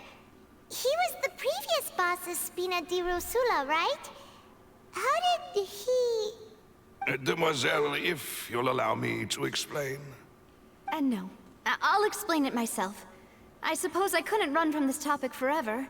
And as partners, this is something I hope they can understand. My father's name is Callus. Yes, the same one they call Callus the Unfaithful in the streets. 3 years ago, he was accused of murdering his own friend. But he chose a duel to defend his honor instead of standing trial. He died in the duelist's ring. Let me guess. He fought Chloriant, didn't he? Oh no. But I do not believe my father was a murderer. I'm sure he was set up. At the time, I believed that if he only stood trial and was duly investigated, something amiss would crop up and prove his innocence. But strangely, he not only requested the duel himself, but rumor has it that even after being seriously injured, to the point where he could be deemed as having lost the duel, he refused to surrender, determined to die in the arena. 3 years later, I still don't understand why he did that. How could he protect his honor if he's dead? If anything, he gave up his chance to defend himself. My guess is whoever was doing the disappearances threatened her with the water if he didn't do the duel to the death. The closest piece of info I have is that my father had been investigating the serial disappearances case at the time of his death. Ah, so that's why you're so determined to get to the bottom of that case. That's right. I've also tried to investigate the murder my father was implicated in, but I haven't found a single new clue in my countless reviews of the investigation records. However, I believe that if the murder case is related to those behind the disappearances, they must know something. I must know what really happened. Was my father coerced? Framed? Even if he really did kill his friend, I must get to the truth. If only he'd been more open with me when he was still alive. He even hid the fact that my mother died due to complications when giving birth to me. Damn. And now, here I am investigating his death. You really are a handful, aren't you, Papa? Well, seeking the truth for the sake of your family.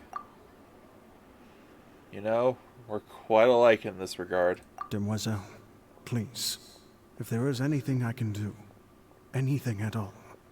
I also will never believe that Master Callus murdered anyone. There are none whom I respect more than the two of you, Demoiselle. Master Callus did so much good in life, yet all it took was one murder case for him to be dubbed Callus the Unfaithful. Even our supporters decreased greatly due to that incident, hence our strained finances at present. Wait, if Callus was such a good man, wouldn't people at least be a little suspicious when he was accused? No. Perhaps people just revel in that kind of drama. It's not something exclusive to people from Fontaine, really. Everyone's like that. People love watching the evil turn over a new leaf, but they also enjoy watching good people fall into an abyss from one slip-up just as much. But how could... never mind. If Callus was really falsely accused, we have to find the truth. He didn't deserve to have that happen to him. There is one other thing. Master Callus's opponent in the duel was Ms. Chlorand. You bet. Her? Well, then, isn't that as good as saying that she was the one who killed him? No wonder the mood was a little strange between the two of you. Yeah, that's not the sort of thing that you can just let go and move on from. Miss Clorand has always placed great emphasis on the honorable nature of the duel. If her opponent doesn't yield, she will not stop either. She knew Master Callus beforehand and greatly respected him, but seeing how he was resolute in the arena, there was only ever one choice she could have made. It's not that I don't understand her at all, but I just can't deal with this yet. Don't worry, Navia. Paimon knows how you feel. You don't have to force yourself to do that. Afterward, Miss Clorand told us that at the start of the duel, Master Callus requested that she ensure Demoiselle Navia's safety. Then that indicates that he intended to die in that duel. Yes, that is our understanding as well. Oh, Papa. What madness drove you to ask the person who killed you to take care of me? All right, anyway, that's the information I wanted to share with you. Even if it did sound like I was just complaining towards the end. I understand how important this is to you. Thanks. You two should go and rest. This was quite a day after all. Yeah, Paimon's beat. Please, relax and get some sleep. We will ensure you rest soundly. Rest in your room. Sure. A peaceful night passes under the spin of Jerusalem's. Paimon slept so well. This place feels almost too safe. Huh? Navia? Where did the other two go? I sent them back to Poisson. It's Spina de Rosula's place of origin, and where we have our headquarters. There's not much for them to do here at the moment. Paimon gets the feeling that you're just trying to get them off your back. But never mind that. When did you get back? Were you waiting here the whole time? No, I just returned after going out for a while. I did some investigating yesterday regarding the name Vache. Wait, so you didn't sleep at all? How could I after having such critical new evidence appear? Guess Paimon wasn't speaking for everyone just now, huh? Unfortunately, this name seems to have been wiped from existence. It doesn't seem to have a match anywhere. I suspect that those behind this have already taken steps to hinder an investigation from this angle. But that does prove that this Vache person is a key witness in the incident. Does that mean we're too late, though? No. There is one ray of hope. One place in Fontaine that they would find almost impossible to threaten, no matter how much they wanted to. And that is the archives kept by Chief Justice Neuvillette. A place where detailed files on all the cases in recent years are kept.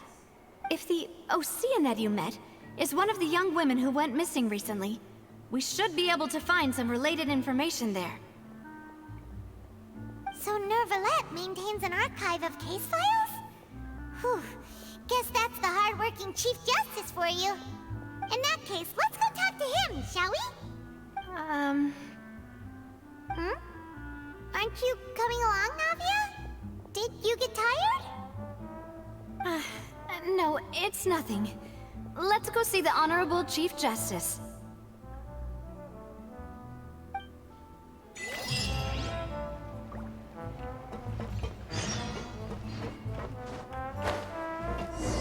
Hello, Fustier.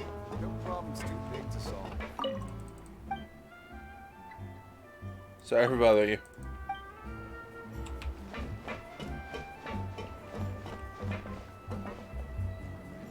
Those parts.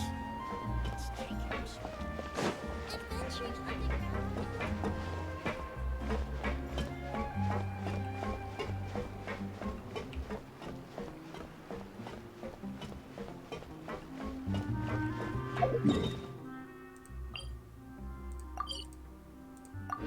Oh, is the Statue of the Seven right by Calais is the... right up ahead. Come on. Alright.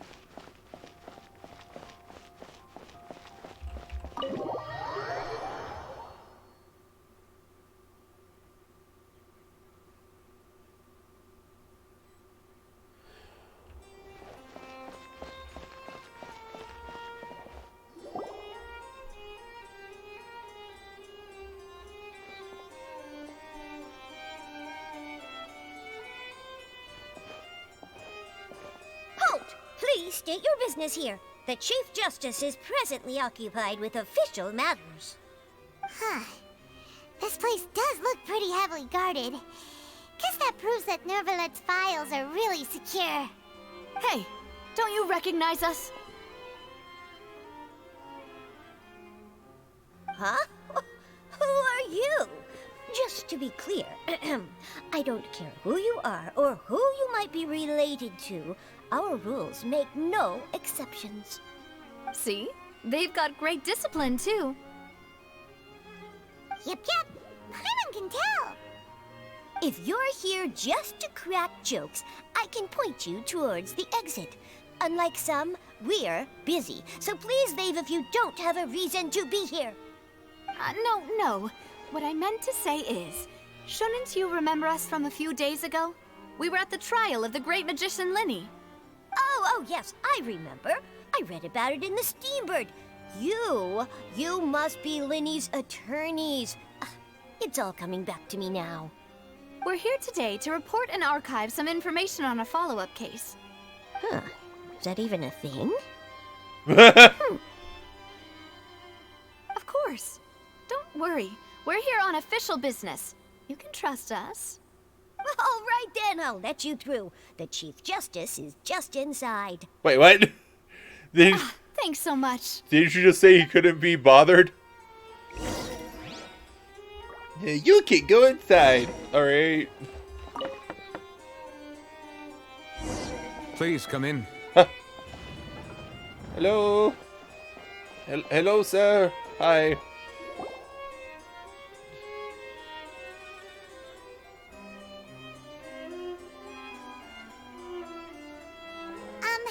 Sorry to barge in, Monsieur Nervalet. We only lied to get in because we didn't know any other way. It's all right. Please let me know how I may be of assistance to you. So you're not mad at us? We're looking for a man called Vacher. He may have been an eyewitness in the serial disappearances case. If we can find him, we may be able to unearth some key information on the case. Ah, I see. In that case, please wait here a moment while I browse through the files. How quickly can he go through the files?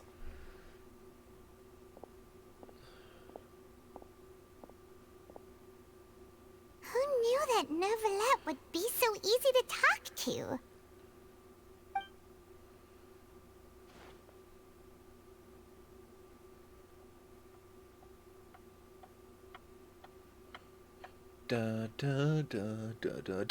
Unfortunately, I'm quite certain that no one by the name of Vacher has been involved in any case, criminal or civil, in the past several years. There are no records of him either in the files or in my memory. Guess we're back to square one. Traveler, what if it was really just a dream? Is that so? All right then. Thank you so much, Monsieur Neuvillette. We'll take our leave now.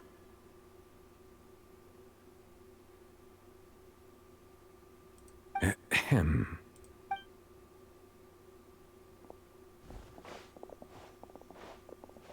Miss Navia, I can understand how you feel. Your father, Callus, was a truly exceptional man. We deeply regret his passing.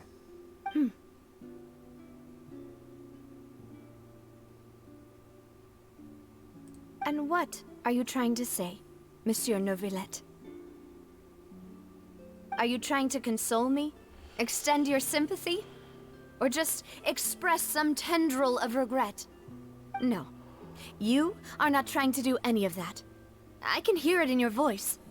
There's no emotion behind your words. You only said those things because you felt like you should. Damn. It's just like last time. After my father took his place in the duelist ring, I pushed through the guards to talk to you as a last resort. You even told me then that you thought there was something fishy with the case, yet you still allowed the duel to go ahead. In your eyes, the value of a human life is nothing compared to those cold laws you hold so dear. If you truly regret my father's death, then why didn't you call a stop to the duel? Why didn't you give me the power to stop him from throwing his life away? Why did you just let him die, despised and hated by all? Everything was hanging on a thread at that moment. Just the tiniest effort could have changed everything. There are still so many things I never got to tell him. So many questions he still owes me answers to. If you really have no heart, then just look me in the eyes. I, Navia, will show you the true meaning of regret. I'm sorry, Miss Navia. You and my father are truly alike. You keep all kinds of things in your heart and never say a word to anyone. It's not so much that you can't feel, but that you would never express anything. Oh well. In any case, everyone already knows full well the apathy of the Chief Justice. My apologies for taking my emotions out on you, Monsieur Chief Justice. Let's go, Traveler and Paimon.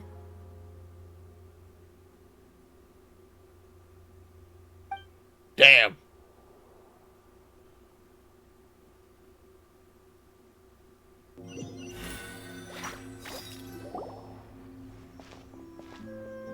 Fucking ripped them apart.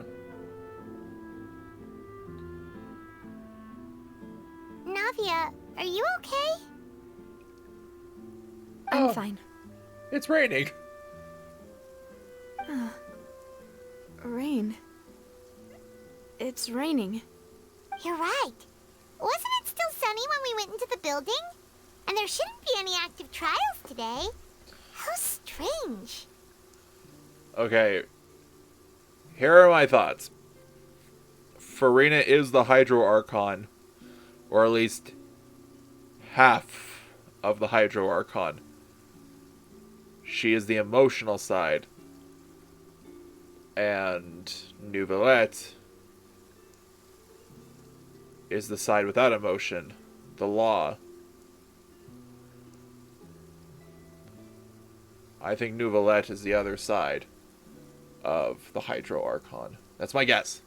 Now that I think of it, on the day my father was convicted of murder, it was also raining. Rain. What is it? Did you think of something? Your father's case, was he outside when it happened? Yeah, he was outside. It was uncovered and the rain could fall there. Why? Do you think the rain could have affected the crime scene? That thought has occurred to us before. We've even expanded the search area to try to account for that, but didn't find anything of value. But there was something you didn't know at the time. Oh? Wait. You don't mean... The fact that people can be turned into water. So you're saying that the true murderer could have been turned into water? And then got washed away with the rain? Yeah. And if that's what had happened, then no one would have believed your dad, even if he explained what he saw to the authorities. I really think I found a true genius for a partner. You're completely right. How did I not connect the dots earlier? All right, let's go to Poisson. With this new lead in mind, we'll get to the bottom of my father's case for sure. Yeah, we're gonna make progress for sure this time. Do you want to go with me now? Or do you want to head over by yourself later? We should go, the idea's still fresh. Great. Let's go then.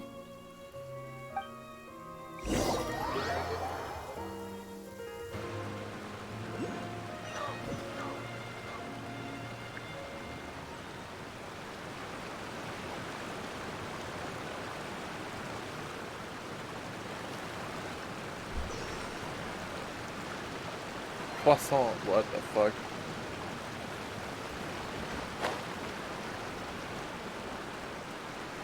This place does not look good.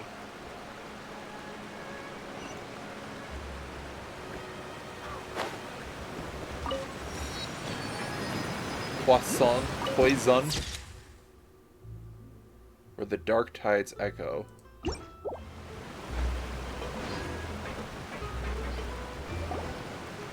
Whoa, what a huge ship! Why would a ship be anchored at a place like this? There's no need to be so surprised. While it may look like a ship, it's actually Spina di Rosula's headquarters. My father was the one who asked for it to be built like this. Perhaps our taste in exterior design is the only thing we occasionally had in common. A gigantic and glamorous ship embodies discovery, opportunity, ambition, and conquest. It symbolizes Spina di Rosula's bright and limitless future. I think I'm starting to get why you like it. And Paimon thought you were bluffing when you said Spina di Rosula had a glorious past. Paimon was confused why a group with such a history would live in the sewers. But now that Paimon has seen this ship for herself, she's been convinced. Well, Poisson is where Spina di Rosula began, after all. It's our main base, our home. Cool. Fancy.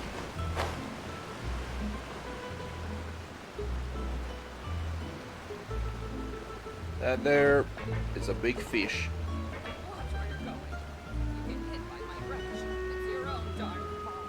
If you get hit by my wrench, it's your own darn fault.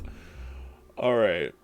I'll be back in a little bit, folks. Going to do another ad roll, just because I want to see if the oven's ready for my pizza. So, be back in 60.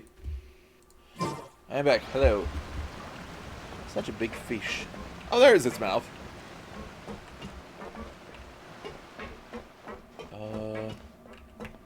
Actually, let's go get that Hydroculus real quick. Wow, it's really down there.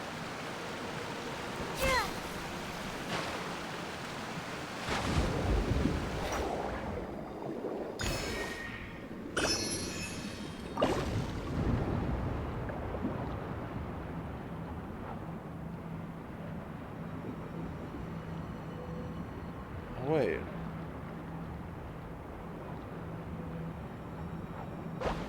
I feel like I've been here before.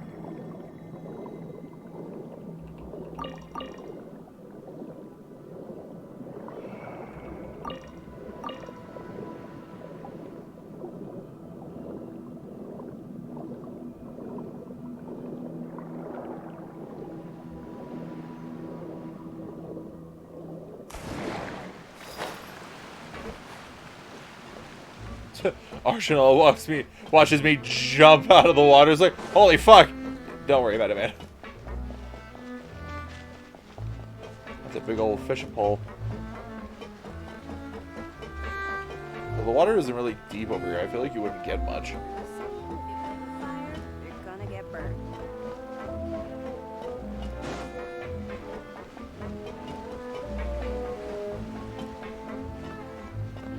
So, as an organization, how big is Spina di Rosula?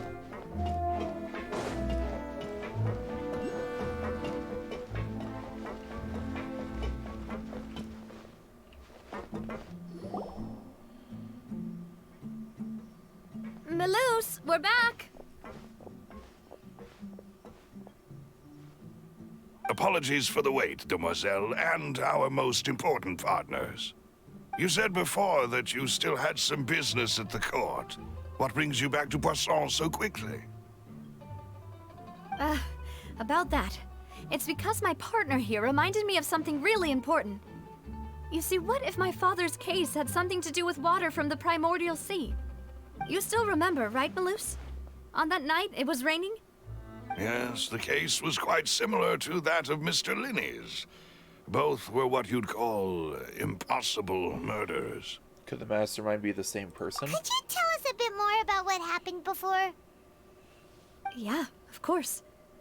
Many years ago, something called synth began to gain popularity in Poisson. At a glance, it was a kind of drink that could excite your mood and produce many pleasant hallucinations. Wait!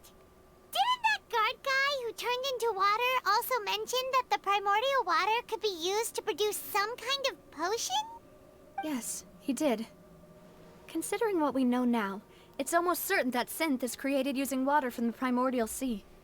If you drink synth for an extended amount of time, you'll suffer many side effects, such as losing the ability to focus or control your emotions. And if you were to stop drinking it completely, you'll experience flashes of paranoia and anxiety while lacking energy to do anything. It's an extremely dangerous substance. As he oversaw Poisson, my father was compelled to put a stop to synth abuse, and called for a complete ban of it. Boss's uncompromising attitude incurred the synth vendor's wrath, but no matter how much they threatened or bribed him, he refused to yield.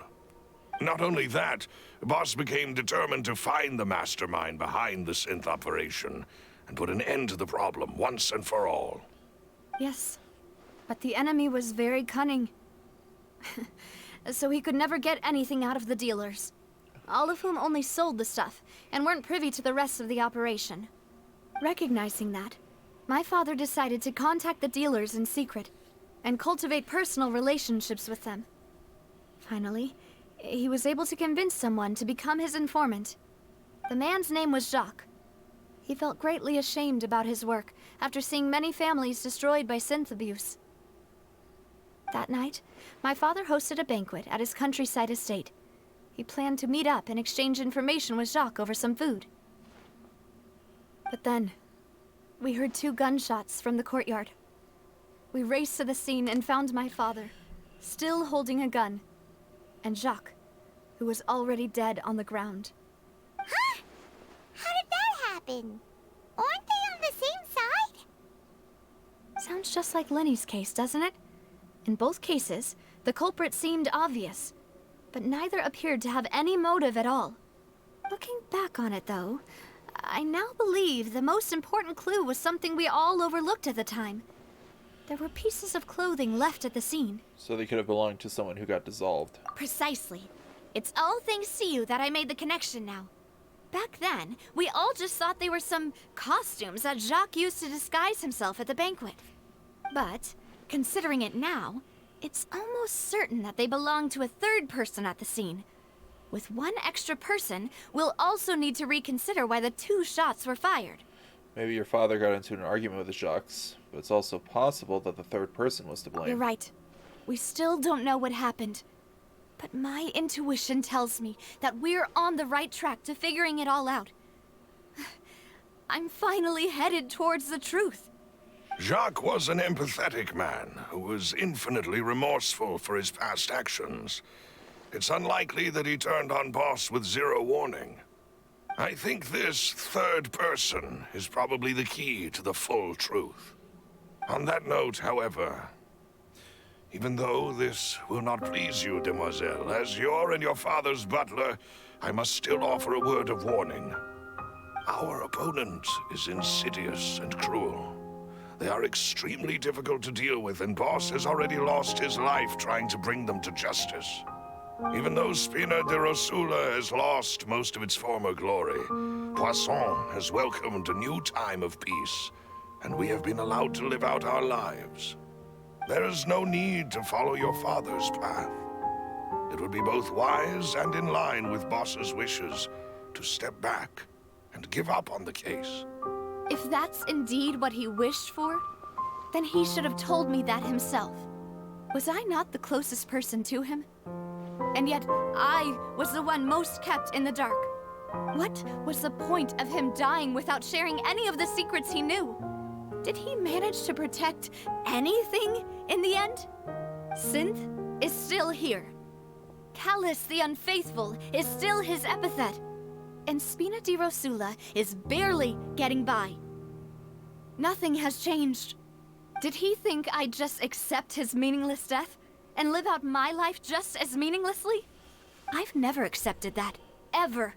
Not since that day, and certainly not now. I want to find out the real answer for everyone's sake. For the missing girls, for the victims, and for myself.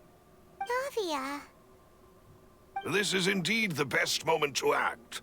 Your partner appears to be quite reliable, and more importantly, demoiselle, I think you're also ready to take this on. So you do know something else, Malus? Yes, I do. In fact, even before that banquet, Boss already knew of the connection between Synth and the serial disappearances case.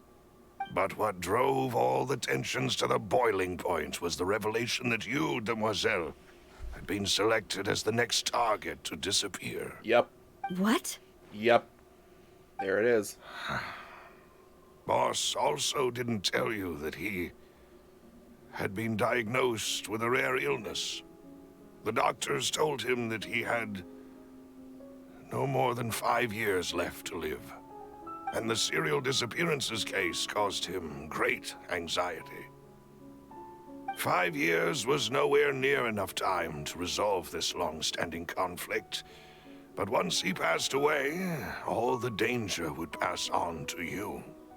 Knowing all of this, he decided to use one final intimidation tactic before his death. He claimed to have already gotten his hands on some key incriminating evidence for the other side, and even told some members of Spina di Rosula about the details. But as long as you remained safe, he would not share the evidence with the public. If something were to happen to you, then he and all those he told would immediately expose all they knew about Synth and the disappeared victims. Right, so nobody would be able to get off scot-free. As we've seen, Boss's tactic has worked. Even though Boss has been gone for a long time, the other side has not tried to take Demoiselle's life.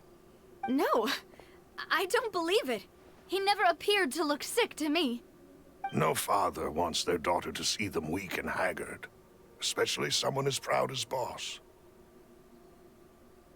To him, dying in a duel and suffering lasting dishonor as the unfaithful were still far preferable than losing face in front of his daughter. So he chose to die in silence, so that he could protect me. I'm afraid you're not understanding this correctly, Demoiselle. What Boss wanted to hand to you was not a parasol, but a sword. If Boss's spirit could hear you telling me that you want to find the answer for the sake of everyone involved, I'm sure he'd be extremely proud. She's crying. That fool. Couldn't he have just given it to me straight? No. He might have set up everything precisely because he never thought I'd be able to understand him. Is that the amount of confidence he had in me? And what if I was never able to make it to where I am now? He gave you the choice to live how you want. Yeah. I suppose that's true. With the way he'd set things up, if I had wanted, I could have just lived out my life without a care in the world. But thankfully, he rarely talked to me about complex matters, and thus understood little of me as a person. In this case, he really didn't need to give me an easy way out. Malus, what was the key evidence that he shared with you? It's the location where Synth is produced. Essentially, it's the enemy's headquarters. When he was threatening the enemy, Boss didn't share the specifics of the incriminating evidence he found. But if you want to use it against the enemy, you'll still have to take several things into consideration. Why? If we know where the place is, can't we just go storming in? You mustn't forget that we're fighting against a mysterious and dangerous organization that's been in operation for decades. There's no telling what might be lying in wait at their headquarters. We also have no idea what kind of evidence we may be able to find inside, nor what people we may be able to capture. But a single visit to their headquarters would be tantamount to a formal declaration of war. The worst case would be that we leave empty-handed, but also open ourselves up to full retaliation. Then, in that case, why not work with the Fontaine authorities? Well, you saw one of them dissolve during Mr. Linney's case. We have no idea just how thoroughly they may have been infiltrated. Huh. That's true. Seems my father really had no choice. But things are different now. It should be a lot easier to prove the other side's guilt, now that we've connected Synth with the disappearances case. You sound like you've put a lot of thought into this, Malus. I am the butler, after all. I live but to serve the boss and Demoiselle's will. I've always been willing to take on any kind of risk for your sake. But considering my relative lack of ability, I've spent my time keeping secrets, performing basic investigations, and waiting for the right time to come. Thank you for all of that, Malus. Have you discovered anything new in the past few years? Let me think. One conclusion I came to was that the enemy must be quite familiar with Spina di Rosula, or at least have an informant planted here. When I announced orders to the organization's members on Demoiselle's behalf, I used to deliberately keep a few people in the dark and observe the reactions of the synth vendors. If the vendors didn't change their plans, then the individuals informed of our orders must be innocent. If the vendors packed up and fled, however, then someone must have given them the news. After several rounds of testing and investigative tracing, I've narrowed the suspect list down to 3 people. The first is Florent, Spina di Rosula's senior advisor. Huh? Florent? Yes, surprising, isn't it? He was one of the people Boss trusted the most, which also means that he was someone who understood Boss really well. Thanks to his position within Boss's innermost circle, he always knew our upcoming plans and could thus avoid capture this whole time. There's someone else like him too. Marcel, the head of Confrérie of Cabrières. Uncle Marcel. What is this confrérie? It's a guild in Poisson. Boss helped it to grow to its current size and prominence. In the beginning, they were only reselling some daily goods, but now they're one of the richest guilds around, with a lot of business connections in the city. So, they're like a sister organization of Spina di Rosula? Yes, you can say that. When we were fighting against the synth dealers, they provided us with plenty of support. It's a bit difficult to imagine someone using their own money to hunt down themselves. The final suspect is Thierry, the man responsible for coordinating information between Spina di Rosula and the guards. Although the guards mostly leave us to our own devices, there are still many activities we have to report to the local authorities. Since Thierry is always in the know about our current activities, he could theoretically always plan one step ahead. I see. These are all people who I communicate with quite regularly. To think that the enemy we've been fighting against has been right next to me all along, among those I trust the most. It's almost too hard to believe. If you want to investigate them, please take every precaution to not alert the quarry. Judging from our experience, the enemy is extremely cautious. Of course.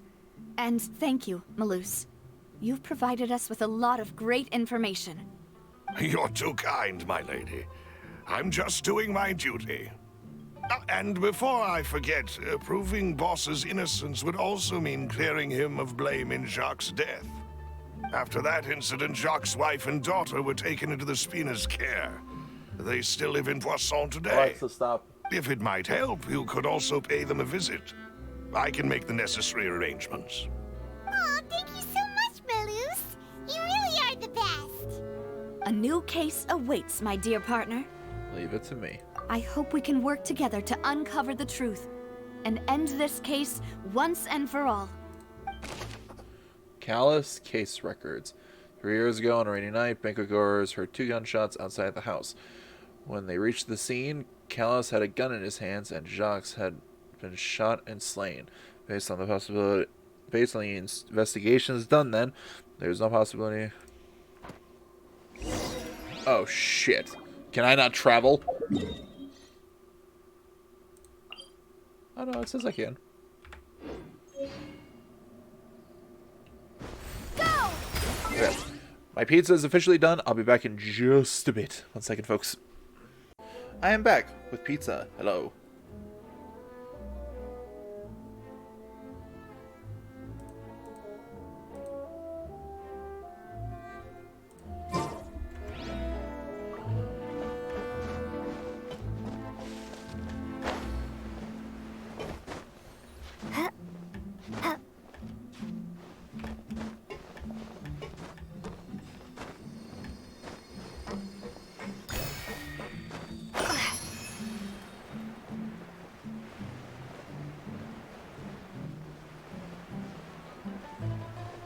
The poor jellyfish.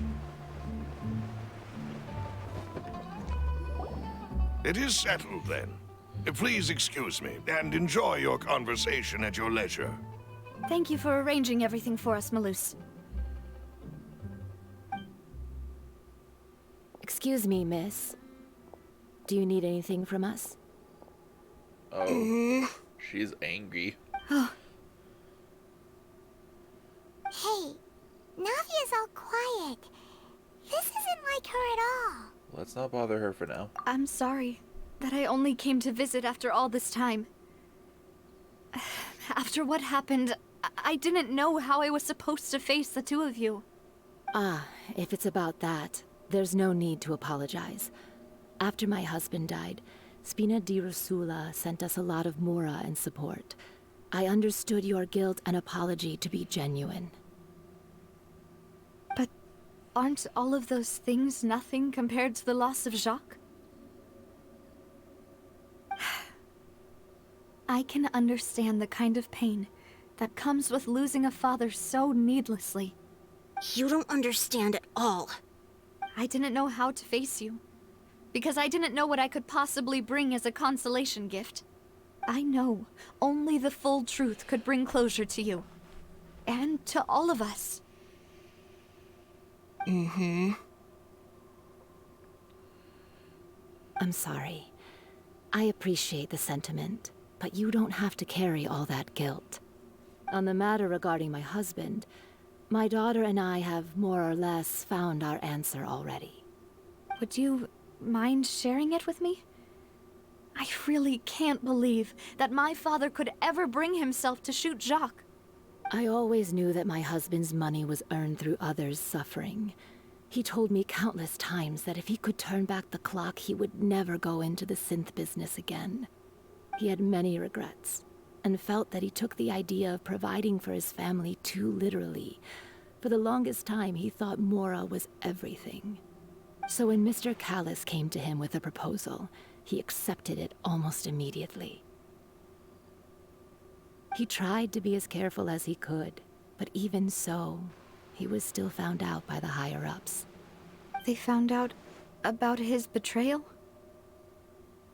Papa didn't say that exactly, but Papa did tell me that I should never be ungrateful. Before he left that day, he told me that he had no choice. It was only later that I realized it was his final farewell to the two of us. Wait, does that mean someone ordered Jacques to take out Callis? I don't know that for sure, but you could say that's the conclusion I eventually came to. Which is why I'm the one who should feel guilty. Callis had always taken great care of us, both when he was still alive and after he passed away. Even if he fired the shot that killed my husband, it was likely in self-defense. It is impossible for me to hate him for what he had done. But Mama, why is Papa still the bad guy if he did the right thing? Papa always wanted to be a good man, so why did he have to do a bad thing in the end? Well, things aren't always as they seem. You still feel like your papa was a good man, right? Yeah, Papa was a really good man. The best in the whole world. Then you should hold on to that. If a good man had to do a bad thing, then he must have had his reasons. Regardless of whether he left you a parasol or a sword. He must have done so to give you a better life. Oh. Thank you for everything you've told me. I will definitely find the truth. The current state of things is not something I'm willing to just sit back and accept. Thank you. I'm very grateful to hear this from you. Even though your personality is quite different from your father's, your determination when you speak is really similar. You really think so? That's the first time anyone said that to me.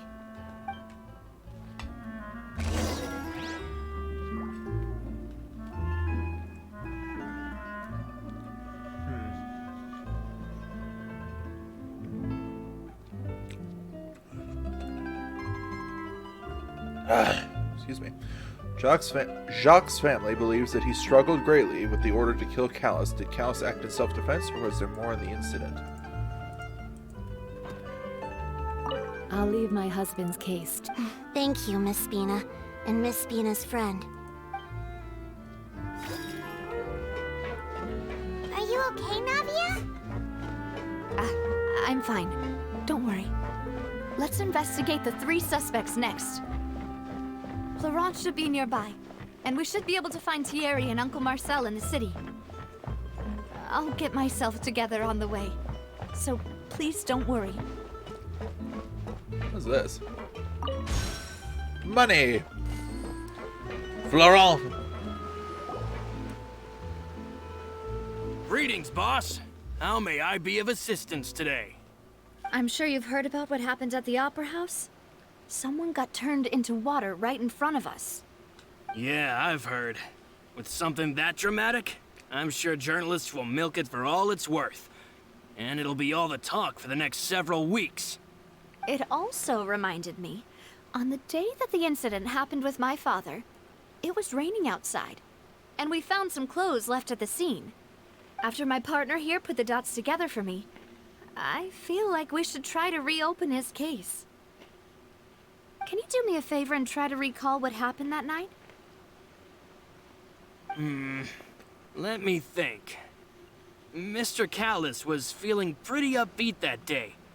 So he was drinking and bantering away with us at the table. After that, he told us that he wanted to go get some fresh air. So we let him go without thinking much of it. Who knew that we would hear 2 gunshots ring out right after? My first reaction was that Mr. Callus's life was in danger. So I grabbed my holster and made a mad dash toward the scene. But when I got there, it was already too late. Mr. Callus was standing over a dead body with a gun in his hands. All we could do was look back and forth at each other, not knowing what to say. So you also remember 2 gunshots then? Indeed. The guard said that the first shot didn't hit anyone, while the second killed Jacques. But I've never really bought that explanation. Reason being, Mr. Callus had left his gun on the table. I even made sure to confirm that before running to the scene. But according to the guards, that doesn't mean he couldn't have had other guns on his person. About the clothes left at the scene that you mentioned, do you think there was a 3rd person there who was turned into water? It's very possible. At least from our perspective, my father had no reason to kill. So he would also have no reason to bring an extra gun with him. The gun he was holding probably belonged to Jacques, or a 3rd person on the scene. Yeah, that makes a lot of sense. So you're saying Mr. Callus ended up with the gun because he seized it from one of the other guys? But hold on. If that's what had happened, then why didn't he share the truth with any of us? He didn't even want to face the Oratrice machine, and chose instead to prove his honor in a duel. Did he lose all faith in the courts after seeing someone dissolve right in front of his eyes? About that, Malus told me a thing or two. So, I think I can understand why he committed to the duel. I'll tell you everything, once the whole truth has been revealed. I understand. Then, I'll leave Mr. Callus's honor in your hands, boss. And if I may just say one more thing. The whole Callus the Unfaithful epithet has been a thorn in my side since the day it was invented. Many people have laughed at me for still calling him Mr. Callus, even after so many years have passed. But it was Mr. Callus's trust that allowed me to rise through the ranks of Spina di Rosula and live the life I lead today. No matter what others might say, he'll always be the man I respect the most. And he'll always be my boss. Don't worry. I will definitely find the truth. You and all our other comrades at the Spina deserve to know the truth as well. Florent, the advisor of Spina de Rosula, claimed that he was very grateful to Callus for his kindness, He was also present at the banquet on the day of the case and can provide evidence that Callus did not carry a gun when he went out. Interesting. 1 second, folks. Just a moment.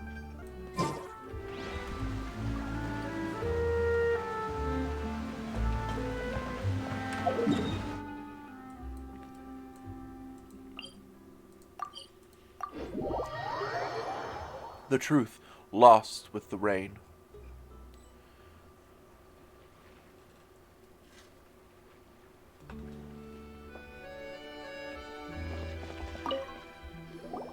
Hey, Thierry, it's me. Oh, now, what brings you here, Miss Navia? I've heard that you made quite the name for yourself at the Opera House. Oh, so you've caught news of that already. Oh, okay. Hey, I'm also a member of the Guards, you know. The way you make it sound, people would think I was sent off to Poisson because I had done something wrong. Are you sure there isn't a little bit of truth in that? Under normal circumstances, shouldn't you have been called back to the city already? I mean, where I work is really up to me. Let's just say I enjoy the ambiance of Poisson. Callus did a fantastic job running the town, building Spina di Rosula from the ground up and clearing many obstructions in my way. It would be next to impossible for me to find a similarly easy but high-paying job in the city. Anyway, enough chit-chat. Are these two friends of yours? You, here for some formal business? An easy and high-paying job in the city. Sounds like he's keeping eyes. So far, main suspect. Yes. These two are my partners. What happened at the Opera House made us realize that Linny's case and my father's may be related. We're trying to reinvestigate the details of my father's old case. Ah, I get it. You think there might be more to the case now that we know people can be dissolved into water, right? I was also flabbergasted when I first heard of it. If you want to go through the original files from your father's case, I can help you look for them. That'd be much appreciated. Thank you. Actually, I have another question. Do you have the authority to dispatch Gardamex? Of course. Without them, I couldn't possibly handle Poisson on my own. Why do you ask? We definitely can't use them to forcefully get more evidence for your father's case. Well, you see, just recently, we were attacked by a horde of unnumbered Gardamex in the city. So, if you hypothetically wanted to do something against me, all you would need to do was get rid of the Meka serial numbers and send them after me. Wow. Really laying the cards on the table there, huh, Navia? Then you think too highly of my abilities. Dispatching Meka is very different from controlling them. If I had to make an analogy, when you order a dish, the chef will make it for you. You can ask the chef to cook, but not to massage your shoulders or carry your baggage. If you try to make unreasonable demands, the chef would just think you're out of your mind and ignore you completely. The same goes for me and my Gardamex. Removing a serial number is also not as easy as you might think. There are a lot of complex steps to it, and it's almost impossible to keep it a secret. So I can promise you, those Meka were definitely private units. They're certainly not cheap. So, whoever their owner is must be super rich, powerful, or both. Now that you mention it, though, being in the synth business would definitely be profitable enough to afford this. Makes sense. Oh, then you're officially in the clear, Thierry. Oh, thank you for the vote of confidence, Navia. Jokes aside, I'd like to wish you all the best with your investigation. I'll be staying in the city for a little while, so just come find me if you need any support from the guards.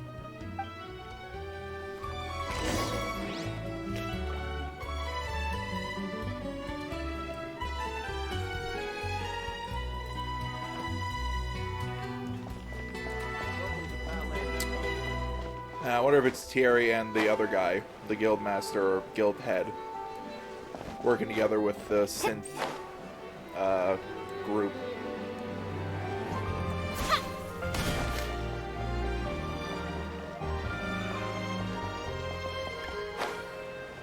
Is he going to be on that level or that level? It is that level. Alright, and... oh, here he is.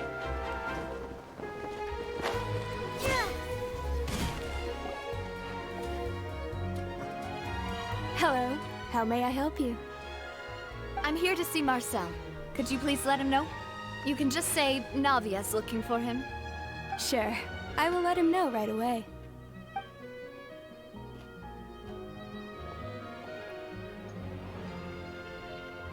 Navia, hello. Sorry to keep you waiting. I'm not as young as I used to be, so my legs are giving out a bit. Oh, it's all right, Uncle Marcel. There's no need to stress. I just wanted to talk to you briefly about what happened in the Opera House. I'm sure you saw everything too, right? Yes, I've never seen anything so strange. Oh, you were at the Opera House too? That's right. I went there with Navia to see the magic show. Who knew it would turn into a whole murder mystery? I also witnessed your marvelous sleuthing work. Quite impressive. To beat the Hydro Archon at her own game on her own turf, I can already imagine everyone in Fontaine discussing your exploits over a few glasses of wine. Oh, Paimon doesn't want to become the talk of drunkards. Apologies. It's just how Fontaine is as a nation. Everyone loves drama and theatrics. Uncle Marcel, you've also noticed that other thing, right? The fact that humans can dissolve in water? Yes. I was reminded of your father's case right away. Is that what you're investigating now? Exactly. I still don't have much solid proof, but I can sense that the other side has already begun to act. Why did that make you immediately think of her father's case? Like, it was with my help that Navia, like, put 2 and 2 together. Or 2 and 5. But still, how did that immediately remind you of her father's case? Oh, and what makes you say that? We were attacked on Araneus by some unnumbered Gardamex. And there was also an attempt to get me to drink water from the primordial sea. If not for the vigilance of my partner, I probably wouldn't even be here talking to you right now. Oh, you're giving us too much credit. Wasn't it you who protected us? Alas, it seems things are heating up again. The peace that Callus sought so dearly will soon become a thing of the past. But rest assured, Navia, Poisson will always remain a safe haven for you. If you're scared, you can always return there. If anyone dares to lay their hands on you there, the Confrérie of Cabrières will use its funds to the last Mora to bring them to justice. Thank you, Uncle Marcel. But I don't intend to go into hiding. I'm going to strike while the iron's hot. Do you have any new thoughts on my father's case? About that. Sorry, my age is catching up with me, so it'll take me a while to recall my memory.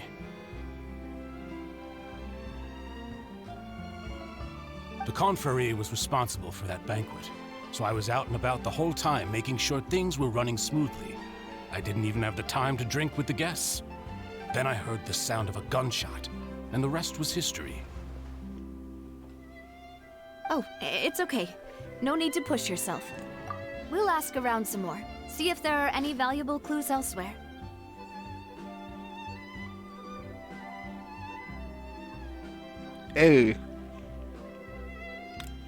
A gunshot. Interesting. Sounds good. Just let me know if you ever need Mora. All my wealth comes from Callus's patronage and support. I'll spend however much it takes to clear his name.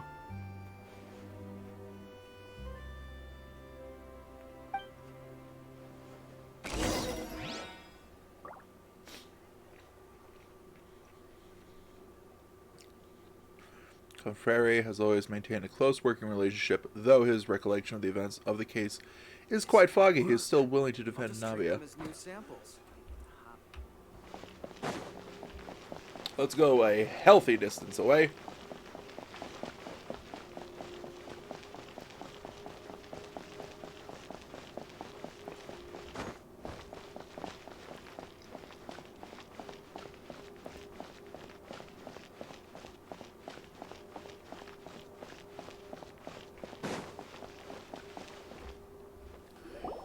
We've talked to all 3 suspects, purely based on their conversations with me.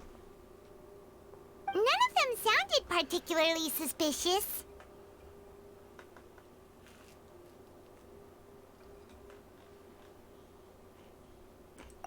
I suppose that's to be expected, though. If a single conversation's all that's needed to find them out, then my father wouldn't have needed to investigate the case for so many years.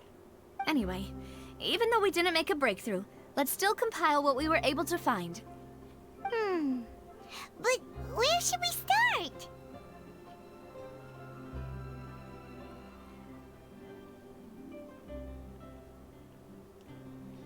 Jacques' motive. Ah, you're right! Flora mentioned that Callus probably only ended up with the gun because of circumstance. That makes sense. According to Jacques' family members, he already told them that he had been discovered, and that he had no choice before he left home that day. If I had to guess, he probably received an order from the synth boss to kill my father. Had he refused, he and his family's lives would have been forfeit. So, Jacques fired the first shot? If I was Jacques, I wouldn't have fired a shot at all. Oh?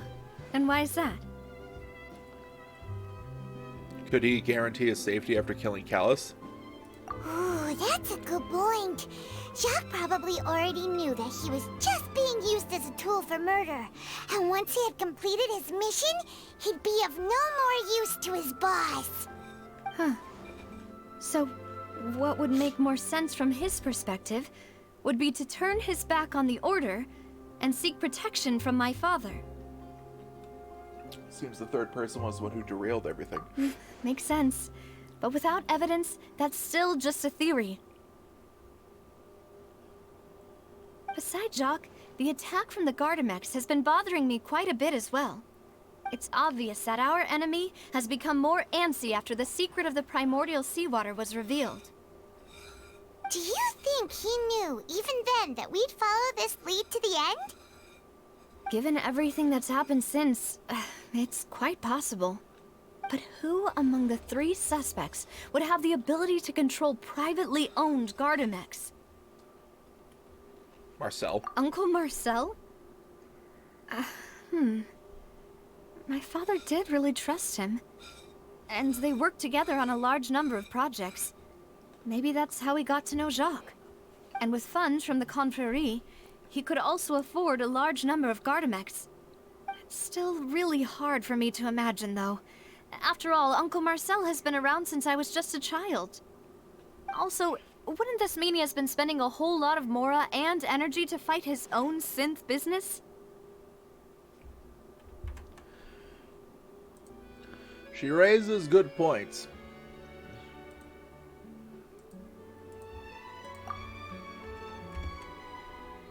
Thierry. Thierry, you say? It is possible that he's figured out a way to convert the Gardamex for personal use. But I didn't feel like he was lying when he was talking to us about the Meka. I also don't think he'd be able to keep that kind of tampering under wraps. Yeah, had he actually tampered with the Meka, we'd be able to prove it with a simple check of the guard's inventory. If the Meka were taken from the guards, it should be pretty easy to find out when and how that happened. Maybe it was someone else. Florent. Florent? It is true that he was closest to my father, and thus had the best chance of learning about his dealings with Jacques. But as Spina di Rosula's advisor, his work mostly deals with personnel and security, so he shouldn't have much means when it comes to finances. So you're saying he's too broke to afford a Meka army? Exactly. He can't. And even if he could, I don't think he would be able to dispatch a whole group so quickly. Who could it be? I think.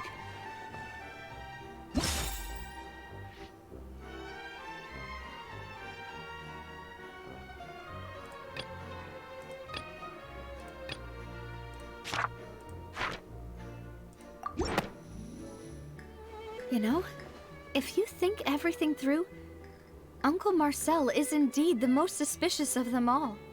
Could we be missing other suspects? Malus didn't know about the people turning into water thing when he narrowed it down to these three, did he? Malus has always been very reliable, and his judgment of others' trustworthiness has been fair and well considered. When he laid out his case for the three, the rationale he gave me made a lot of sense as well.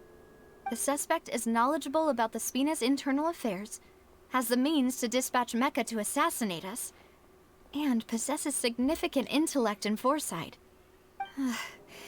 Even if I don't want to believe it, I'm starting to see how things could all tie back to Uncle Marcel. He is very close to you, after all. Well, we still have another trump card on top of all the theorizing and speculating. The synth production Yes. base. Malus did say that charging straight in there would be extremely risky. But we don't have any other options right now. Hey, okay. We need far more solid proof before we can hope to go charging in on our enemy. Navia, here you are. Oh, I've been looking for you. I thought I saw him running in the background. Huh? Aren't you the guy from the guards? Did something happen? Yeah. News came from Irenaeus just after you left. We've got another trial on our hands. Wasn't that place built specifically for holding trials?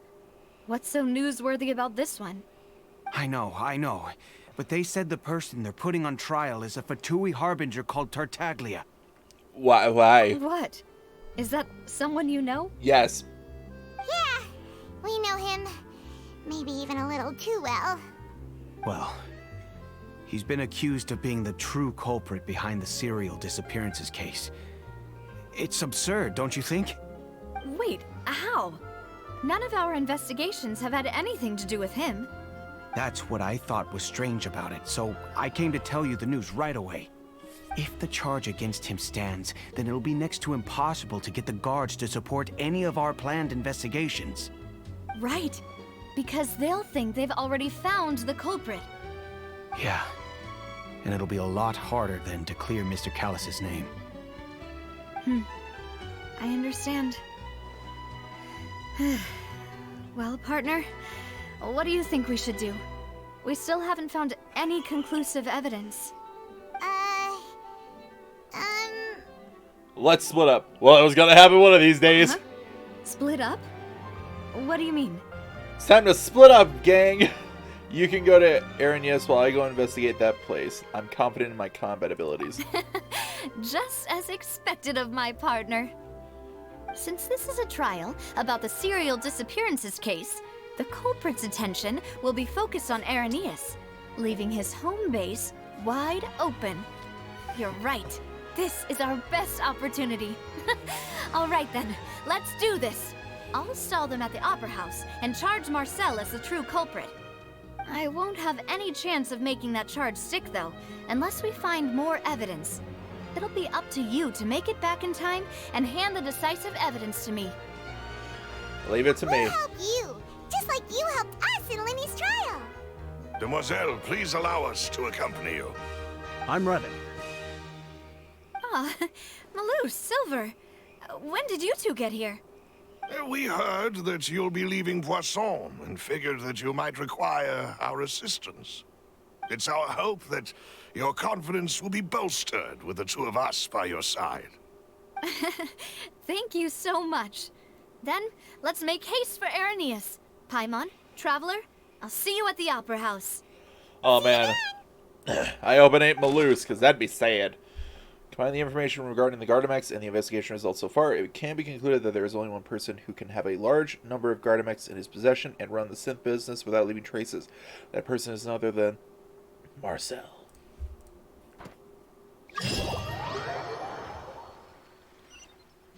Now that Navia has set out for Irenaeus, we should also get going. The location has already been marked on the map, so let's head over. Huh. According to Malusa's info, the synth production base is underwater. Let's go and try to find the entrance.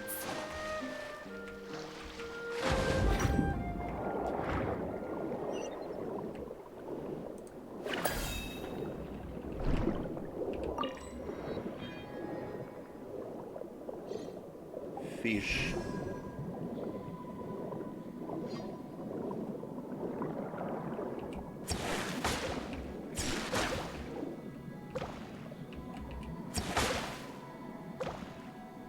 I don't understand this. Oh! I understand it now.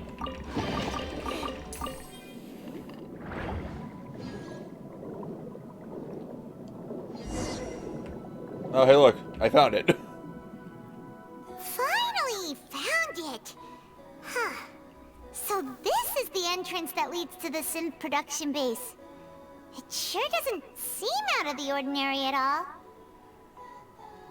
Yes, but I'm sure we'll find inside will be extraordinary. You're right.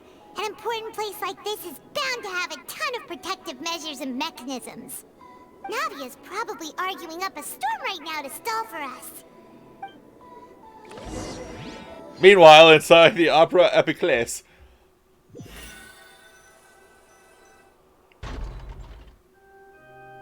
It would appear that I must repeat my question again, Mr. Tartaglia. Do you accept the charge that you are the true culprit behind the serial disappearances case? To be perfectly honest, I don't understand your country's complicated court system, or the reason why I'm being charged with something I've never even heard of. However, I did hear that people who have been charged can choose to participate in a duel to clear their name. Is that right? Oh my god! You fucking... Child, I swear to God, if you literally became a suspect in this case, just so you could fight one of the champion duelists, I swear to God. In which case, as long as I accept the charge, I can have an all-out fight with that champion duelist Clorend, right? I've got to admit, that's one of the most enticing offers I've ever received.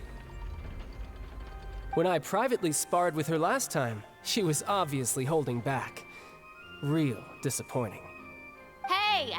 Don't you understand? You're currently the prime suspect for a major case. This isn't the place for you to be looking for fights. Oh? Sounds like the Hydro Archon wants to lecture me on the ways of the Opera House. Then why don't you duel me too? I'm the kind of student that learns best in the heat of battle. No. That's not what I meant. Alas, it would appear that communication with the defendant is going poorly. We have made very little progress. In that case, let me explain everything from the very beginning again. The goal of this trial is to determine the culprit behind the serial disappearances case. Fucking, I just imagine if Lumine was there, she'd go up and just smack him so hard upside the head. He'd go from that balcony to the ground. That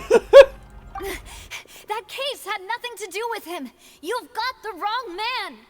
Huh? What's going on? Why is she interjecting again? I told you it couldn't be one of the Fatui Harbingers. Miss Navia, this is the second time you've interrupted the court proceedings. I only tolerated your behavior last time because you were able to provide the court with a key eyewitness. But that was an exception rather than standard court protocol. I can very well charge you with contempt of court for your interjections. Oh, please. Did you ever think I had any respect for this place's pointless theatrics? We can put that discussion aside for now. I'm not here to argue with you. I'm here to charge the true culprit behind the serial disappearances case. And if my charges prove true, then Tartaglia here will be proven innocent by default, correct? Oh, a young lady has charged in and offered to clear my name. How fascinating. Well, I'd gotten half bored to death by all these rules and procedures anyway, so I'll take you up on that offer. So, Your Honor, Is there nothing else for me to do now? You may take a seat for now in the audience, but that doesn't mean the suspicions against you have been lifted. Wait. Hold on. Who is the person you would like to charge instead? Nubilant, hold on. Did you just say, hey guy who's only interested in fighting, calm your shit. Go sit in the audience with the standard people as we talk. That person is... Okay.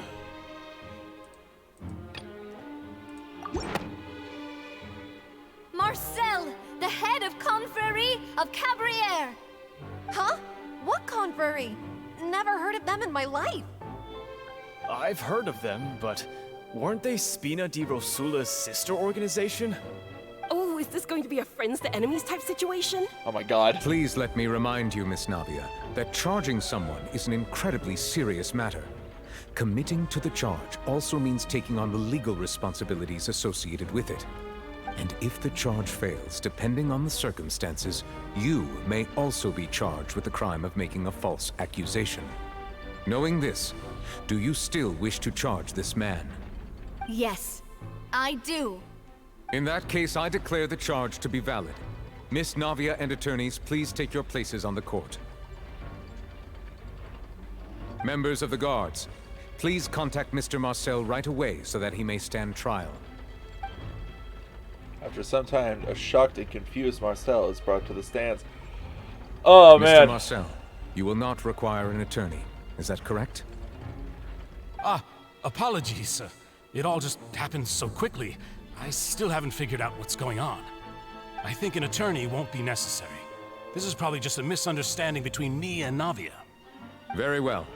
In that case, since both sides have now arrived, Miss Navia, please present your charges. I would like to take everyone back to 3 years ago, to the case of Callus the Unfaithful. Only through elucidating what really happened in that case can we connect all the dots for the serial disappearances case. Navia, do you really think that I was the one who killed your father?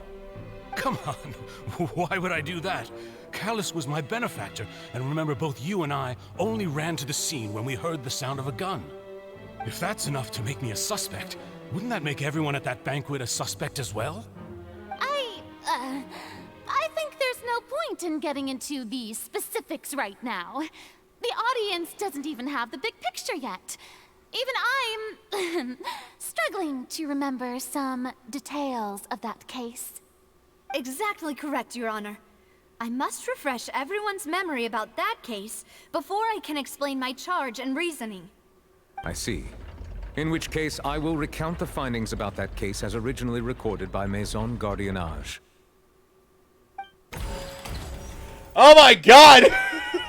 On the day of the murder, Spina di Rosula hosted a large banquet in a countryside estate owned by the Confrérie of Cabrières. During the banquet, all attending guests heard 2 gunshots from the courtyard. When the guests arrived at the scene, they found the primary suspect, Callus, holding a gun, while his acquaintance, Jacques, lay dead from a gunshot wound. I'll be honest, I was expecting this to just, like, happen while I was fighting, and it's not. The guards' investigation did not recover any other firearms from the scene. As a result, they concluded that the suspect's first shot must have missed, while the second must have taken Jacques' life. The suspect did not dispute this conclusion, and also declined to defend himself in court. Instead, he chose to prove his innocence through a duel. Callus was defeated by champion duelist Clarand in the ensuing duel, and soon succumbed to the injuries.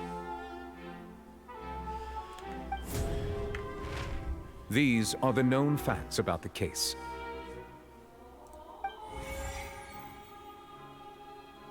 The one with the motive to kill was Jacques, not my father. And even so, Jacques still had no reason to pull the trigger. In truth, the third person shot Jacques first, and was shot in turn by my father when my father seized the gun from him. After that, the true culprit turned the third person into water, erasing all traces of him from the scene. Thank you for the summary, Your Honor. Of course, the guard's conclusion appeared quite sensible to us at the time. However, we should revisit the case now that we've gained new information about the abilities of water from the primordial sea. Oh boy. Time to refute. Okay, this one.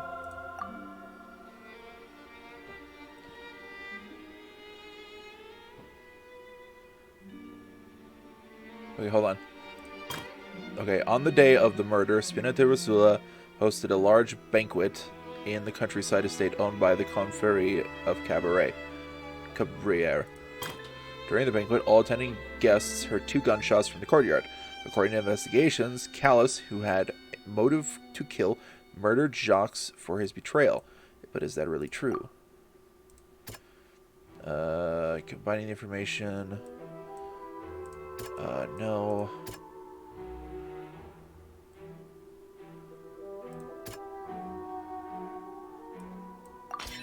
The testimony of the victim's family confirms that Jacques had thoughts of assassinating Callus when he set out for the banquet. However, in the end, he reconsidered, and instead shared everything with Callus, hoping to seek the latter's protection. No! Fuck! What? God damn it. Can I hear it again? Shit. Okay, when the guests arrived at the scene, they found the primary suspect, Callus, holding a gun while his acquaintance, Jacques, lay dead from a gunshot wound. Based on the investigations done then, there was no possibility that anyone else could have done the deed. Callus did not bring a gun. Moreover, identify loopholes.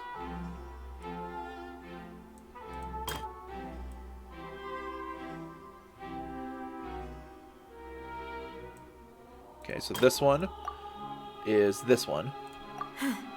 Something's not right. Okay, it's not that one. Okay, this one. This assassin first shot Jacques, then turned to shoot Callus, only for Callus to wrestle the gun from him and kill him instead. Primordial Sea. A pile of clothing was found at the scene. The guards once believed they were used by Jacques as a costume to disguise himself. But now, it is clear that the clothes were proof that there was a third person at the scene, and that they were turned into water after committing the murder. Since it was raining that day, the culprit was confident that they could use the rain to wash away all traces of their dissolved accomplice. Realizing this, the true culprit caused the hired assassin to dissolve into water, leading everyone to believe Callus was responsible for Jacques' murder. This is the true version of events.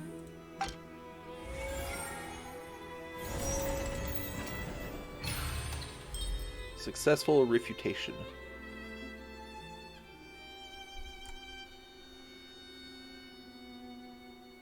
Ah, so that's what happened. Wait, you're telling me something as dangerous as water from the primordial sea has been used for all these years? What a great theory. It also explains Callus's and Jacques' respective motives. I guess they didn't shoot each other after all.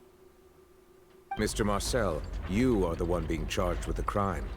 You should provide a rebuttal if you wish to prove your innocence. Ah, but I think I agree with everything Navia just said. In fact, there was nothing in her speech that directly implicated me.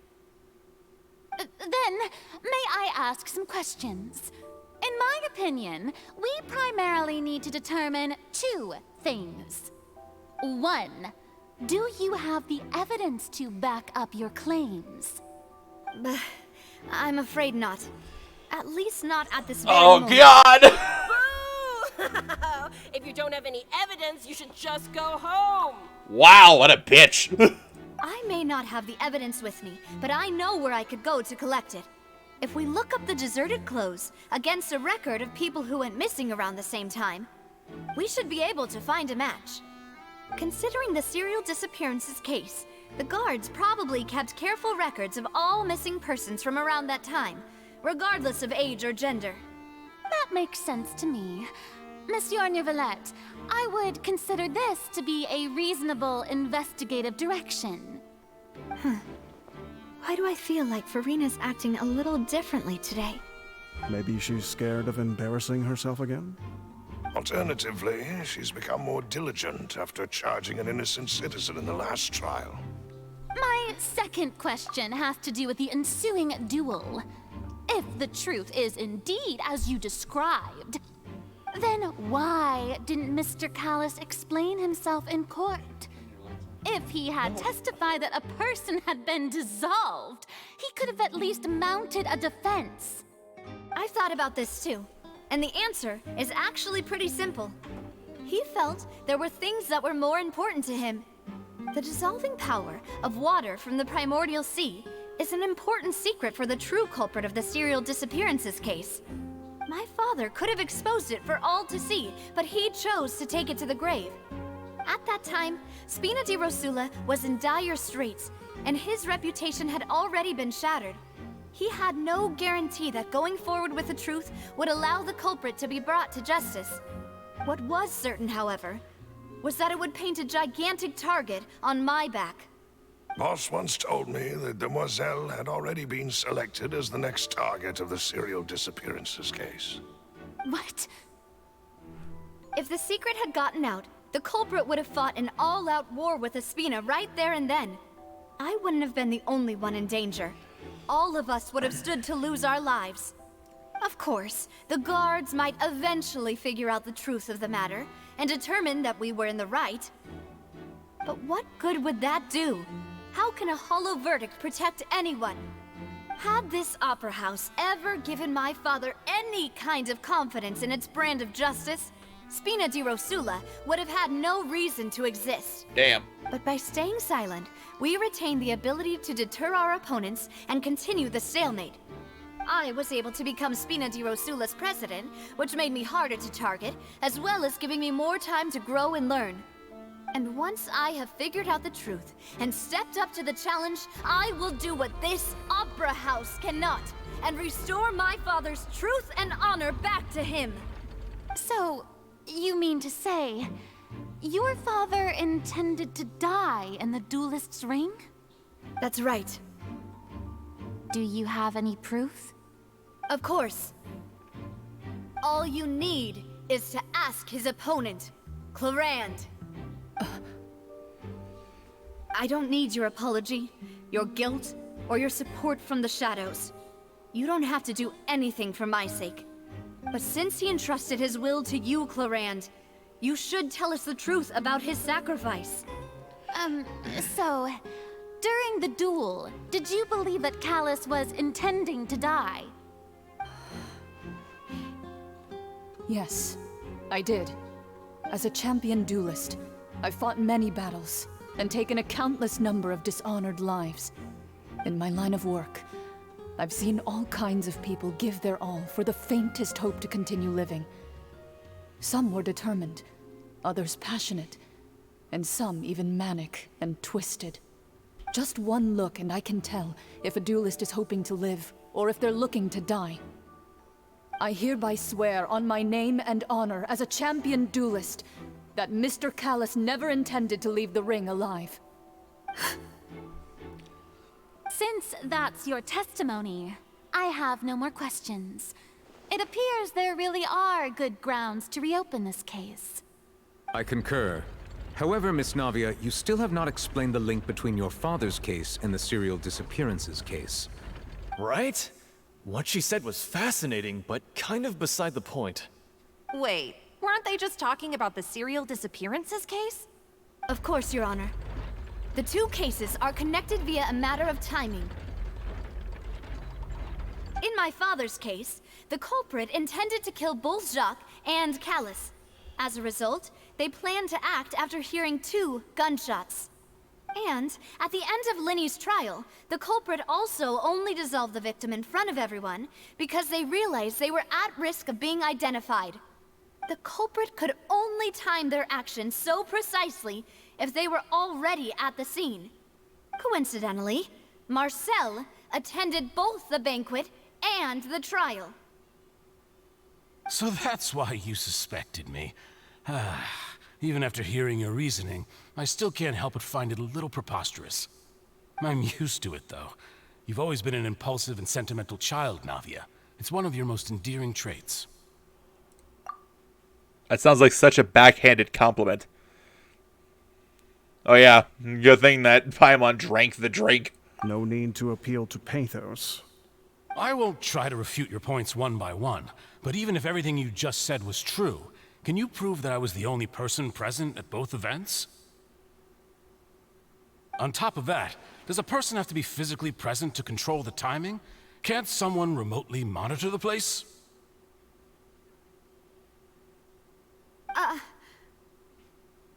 Don't know what she can say to that. I know that even with that, you might still think you can reduce the list of suspects with some further investigations, until I'm the only one left on the list. Alas, who won't feel at least a little hurt by an accusation of murder from a girl you see as your own daughter? But if I were to dismiss this completely, you'd also think I'm not being considerate of your feelings. Ah well, let Uncle Marcel teach you another lesson. Do you know what the biggest flaw in your reasoning is? Go for it. I suppose you're gonna tell me anyways. It's timing again. I'm a businessman by trade. From that standpoint, there's no reason for me to kidnap young women. It's a high-risk action with nothing to gain. In addition, I left my home in Snezhnaya when I was young to come to Poisson and work in some trade. My business only thrived when I received Callus's patronage. But the disappearances began before I ever stepped foot in Fontaine.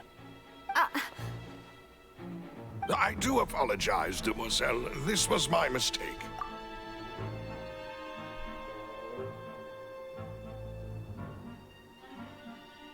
Huh. Fuck, and I didn't talk to any of the suspects after we did the initial conversation with them. Let's listen to it. It's not your fault. I'm sure he had come prepared. Is there anything else you'd like to say? Would you like to check the date of my first business license against the first known case of the serial disappearances? You can also take a look at my border entry records, or ask my friends and family when I left Snezhnaya for the first time. Could those records and testimonies do something to appease the unspeakable anguish in your heart? Seems like she got the wrong guy. At this rate, Navia will be convicted for falsely accusing him. I think you've done a superb job of dissecting your father's feelings as he neared the end of his life. But aren't you going against all of his wishes and expectations right now? He wished for you to become more rational, collected, and conscientious, instead of dwelling only on your own feelings. Once you've learned to be more considerate of others' feelings, and to stop rushing headlong into things, you'd have met most of his expectations. This isn't just about me, and it never has been. The biggest difference between me and the rest of the victims is that I still have the ability to search for the truth, while that same agency has long been taken from them. The people whose families were destroyed by synth abuse, the people who lost their loved ones to the serial disappearances, and the people who suffered tragic ends due to their sense of justice. Many people's images are flashing before my eyes. I'm sure some are coming to those of you in the audience as well. And whose image do you see, Marcel? Is it a man named Vacher? Huh. So you do know that name? I'm merely surprised you'd suddenly say the name of someone I've never even heard of. Nice comeback, bro. I was waiting for you to say that. A little while earlier, at the entrance of the to the synth production base. Oh, okay, we're back to the Traveler.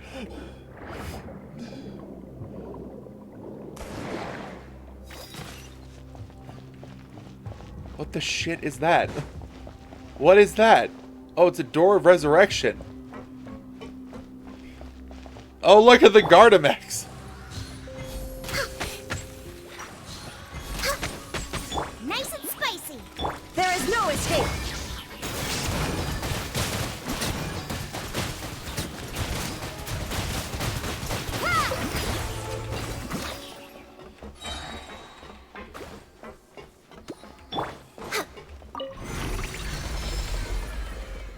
Whoa! The floor is going up.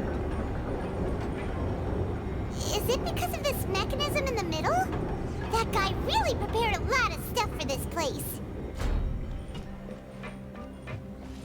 That's a big-ass vault door. Next on the agenda. Paimon thinks we need to go up, but Paimon doesn't see a way. We gotta fill this place with water. Let's take a look around. Maybe we'll find a hidden mechanism that'll show us the way up.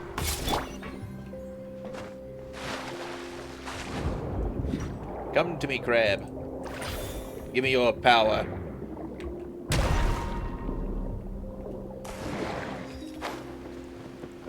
Oh, will I make it? Oh.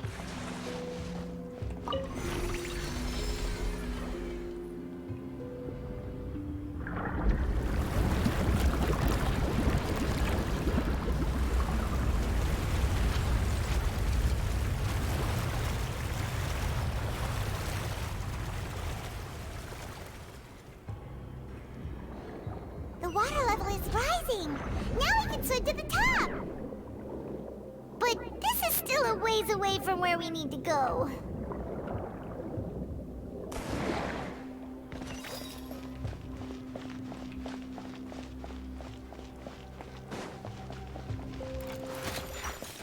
Bombs away!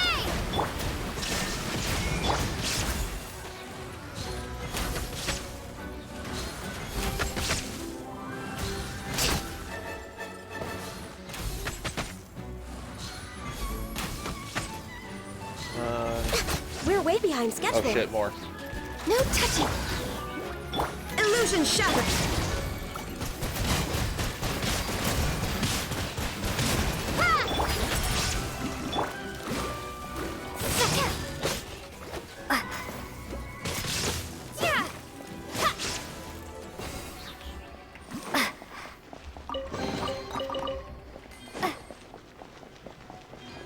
Raise that water.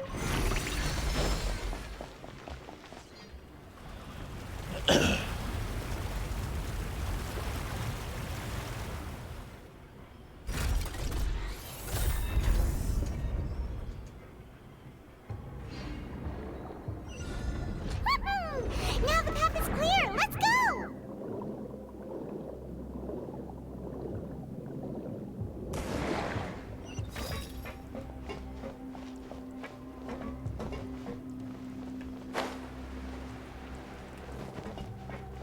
Is that glass?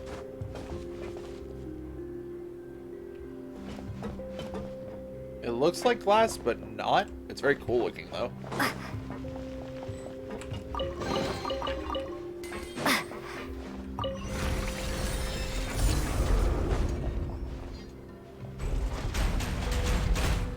Nice.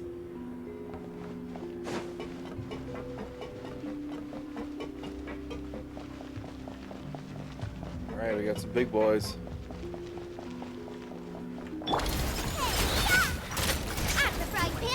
Access denied. There is no escape. Inazuma shines eternal.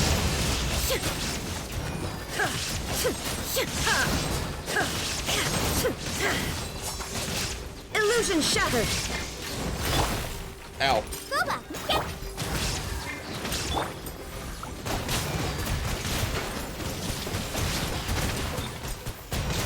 Go! No touching.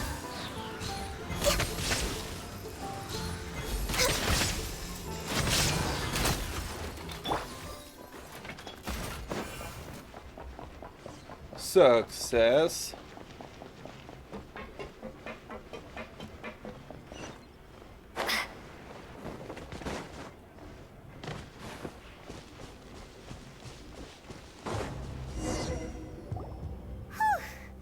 After all that, we finally made it to the innermost sanctum.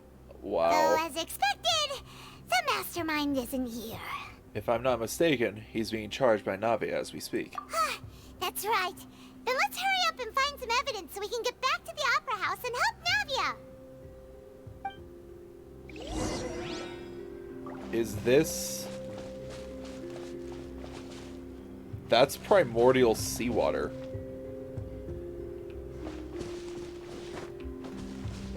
It's gotta be. Oh, look! There's an important looking here, and it's full of water. That must be water from the primordial sea. That means this is where they make all the synth. And that special water is the main ingredient. If you dilute it with normal water, you'll get synth. But the pure stuff can dissolve a human. Paimon will take notes on this incriminating evidence. Primordial seawater. The pool found within the HQ is filled with water from the primordial sea. The mastermind can use such to create synth and directly use it to dissolve people. Okay, let's see. Let's see what's written here. Nothing escapes Detective Paimon's eyes. Callus. Navia's father. Oh, this seems to be an investigation report on him. It's probably related to his and Jacques' case. Yep. It's about finding someone to assassinate Jacques and Callus because of a lack of confidence that Jacques himself would go through with it. This should prove the existence of the third person, right? Yes. Is there anything else? We still have not determined the exact content of the key information Callus has passed on to certain members of his organization. The old dog's a real menace to deal with. Even if he abides by the promise he's made to us, he will still have the upper hand. He can act whenever he wants to make our lives miserable. The only option left is to remove him from the picture entirely. I concur. Let's send someone to kill him. He won't declare war as long as we don't touch Navia. Oh, seems like we've got a bunch of correspondence between the higher-ups. They all planned this well in advance. They're all just so evil. Clues concerning the Callus case that were found inside the bookshelf. Mastermind did not believe that Jacques would do the deed, and thus sent a third party to ensure Callus's death. The content that followed also defines the culprit's motive to some extent. Okay. I'm assuming this is the same. Okay. Maybe something over here. Probably not, though. This place looks pretty wrecked, honestly. Oh! Oh, hello. What's all this? Aw, it's a bunch of really cute things. Pink accessories, a hair tie, a necklace, even a makeup box. Oh, no. It's all the shit from the disappeared and dissolved victims. There's a name, too. Oh, Paimon sees it too, but why are all these cute things labeled with different girls' names? They probably belong to the victims. Huh? You mean the girls from the serial disappearances? They were brought here? And then they were turned into water. And all the boxes of things. These names. That means... Oh, this is terrible. The missing person's possession. You discovered objects with the containers labeled with the names of those who owned them within the depths of the HQ. The names here must have something to do with the victims in the serial's disappearance case. This might be proof that this was their final stop.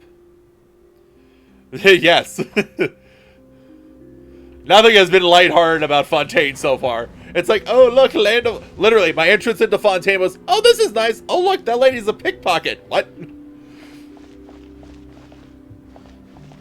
Examine oh, this is all bottles of synth. Whoa. There's so much synth here.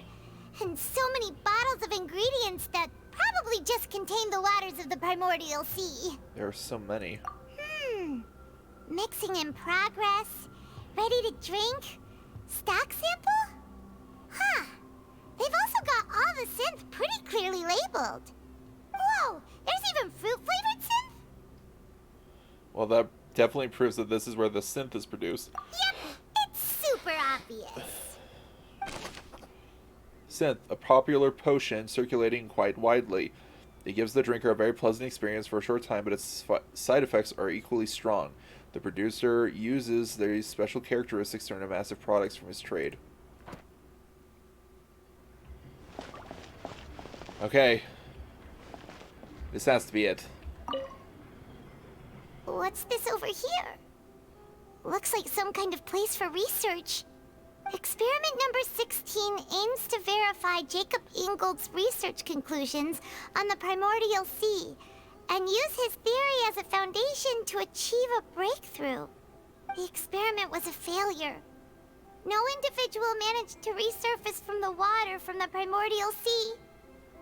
Female specimens 22, 23, and 24 were dissolved. It's okay, Paimon. Calm down. Sorry, Traveler. Paimon will try her best. It's just that Paimon's never read something so scary before. How can someone write something that terrible in such a matter-of-fact tone? You read the rest. Paimon's too scared to keep going. The goal of the researcher is to save his lover, a woman called Veneri, who was dissolved. So that's why he did all of these experiments. Wait, did he really think he'd be able to find a way just by dissolving people over and over? That's just insane! That is the definition of insanity. There's another name here.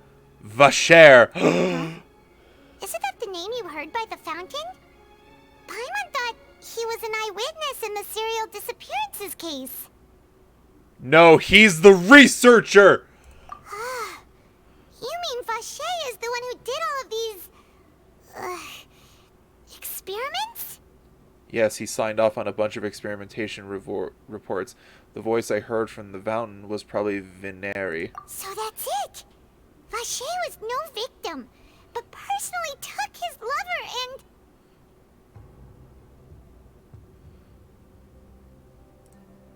No, that's not it either! If that's the case, why would he want people to resurface from the water? There must be more to this than meets the eye. In any case, Paimon will write it all down.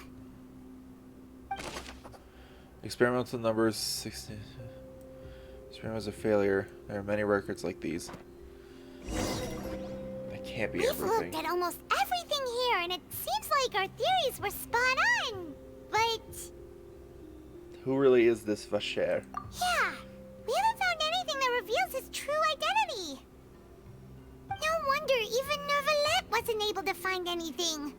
Whoever it is probably destroyed everything to do with that name a long time ago. That way, even if we bring all this back to the opera, we won't be able to identify the true culprit. Clever, but maybe not clever enough. Let's look again. Sure thing. Paimon won't admit defeat to this guy either. Look for clues related to Vacher. Okay, we've done this. We've done this. Is it over here in this bookcase? I can't climb. I can't climb this. Anything over here? No. It's on a bookshelf. It seems their experiments has been going on for a very long time, but there's nothing of Vacher's true identity. Oh wait!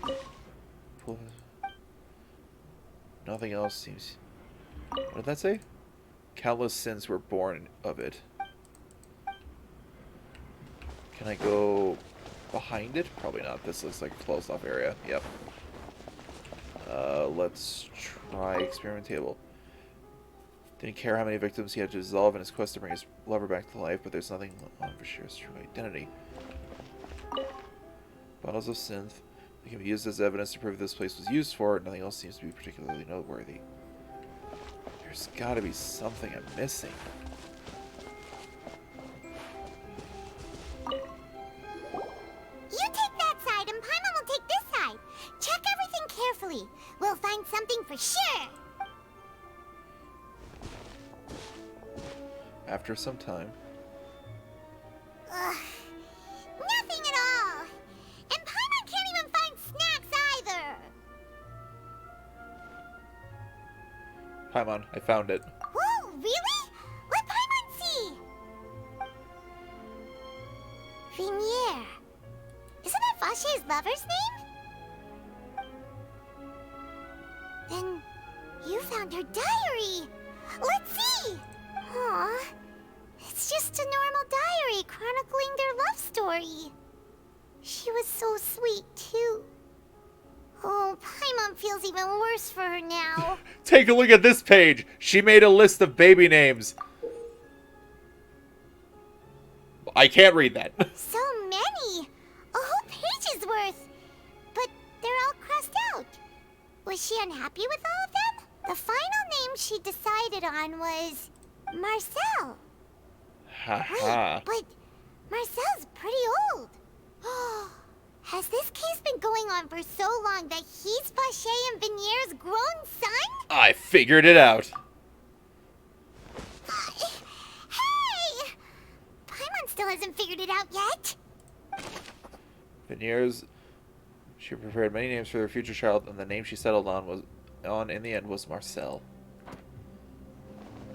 After obtaining the final piece of key evidence, you race back to Opera Epiclese.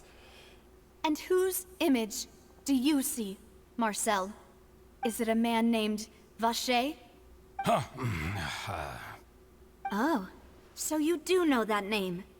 I'm merely surprised you'd suddenly say the name of someone I've never even heard of. I was waiting for you to say that. Navia! We're back! As expected of my partner. I just knew you'd return in the nick of time. Just how often do you intend to flout the rules of this court? It's all right, Monsieur Neuvillette. Given their confidence, I expect they've found the crucial evidence. You say you've never heard of Vacher? Oh, God. Oh, God! Ooh.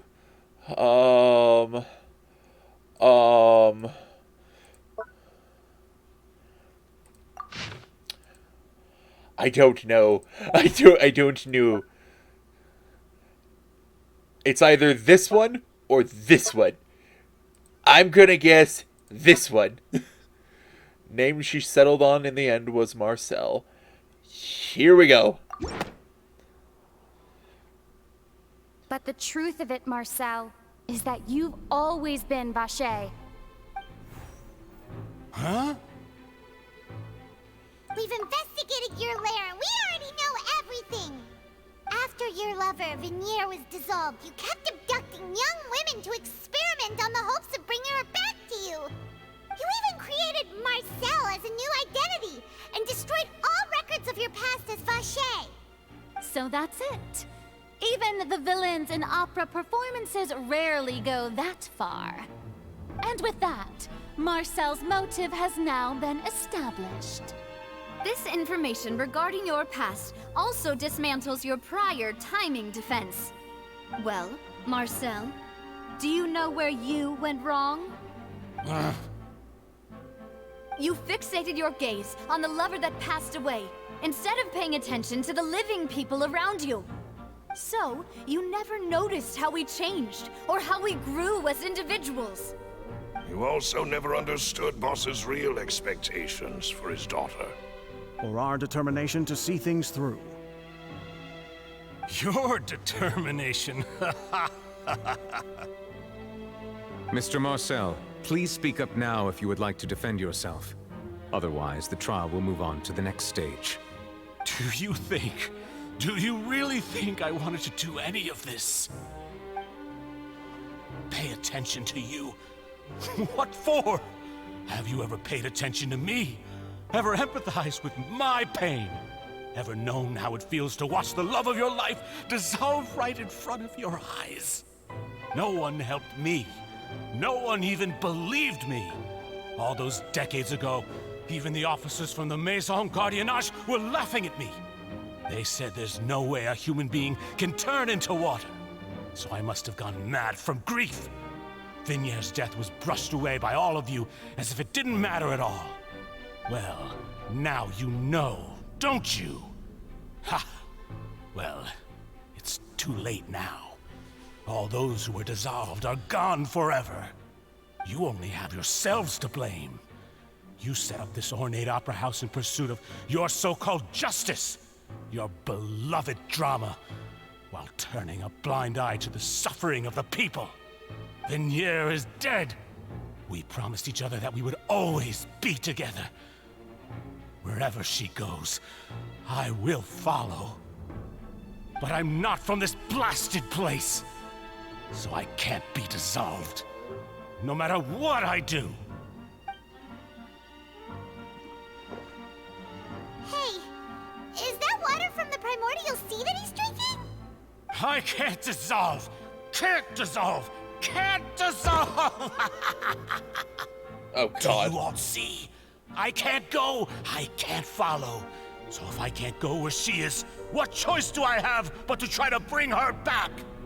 I did all of that, and in the end, that accursed Callus still got the better of me. I spent my entire life living on pins and needles, only to get stabbed by his idiot daughter at the very end. When you drink, like, water from the primordial sea, it raises your, like, emotional state. It makes your emotional state whack as a side effect. So... The suspect is exhibiting signs of mental distress. Guards, please restrain him. Don't touch me! Don't anybody come near me! I still need to save Vignere. I promise. We made a promise. Vignere. Vignere! Please, Vignere. Don't think badly of me. All I want to do is fulfill our promise. At this point, the verdict of this trial is clear. With Mr. Marcel's conviction, the charges against Mr. Tartaglia no longer have any basis. Fine by me. I was in a bad mood, but after a show like that, I'm actually feeling pretty good. Traveler, please submit all the evidence you have collected to the guards, so that I might review and summarize the truth behind the serial disappearances case. Nouvelette proceeds to review and compile all evidence The and man records. now known as Marcel was originally named Vacher and worked as an adventurer with his partner and lover Vignere. During an underwater expedition, Vignere accidentally came into contact with water from the primordial sea and was dissolved in front of Vacher as a result. Vacher learned of the primordial water's existence through the work of others and began to kidnap young women for research, with the goal of discovering a method to restore Vignere back to life. To cover his tracks, he invented the new alias of Marcel and began to operate a business in Poisson. During the course of his research, Vacher discovered that a diluted concoction of water from the primordial sea can induce feelings of euphoria, and began to manufacture and market synth. However, as he accumulated wealth to fund his continued research and expanded the scope, he came into conflict with Spina di Rosula. After exchanging blows with Spina di Rosula for many years, Vacher decided to assassinate their president Callus at a banquet. Although the assassination did not go as Vacher expected, he was able to turn Callus into the murder suspect by dissolving the assassin he sent to the scene. And just recently, Vacher attempted to frame Linny as the culprit of the serial disappearances case, using a similar method. However, his attempt to frame Linny failed, and the power of water from the primordial sea became public knowledge. This case also exposed enough of Vacher's machinations that he was eventually successfully charged in court. Thus concludes the enigmatic history of the serial disappearances case, with the truth revealed to all.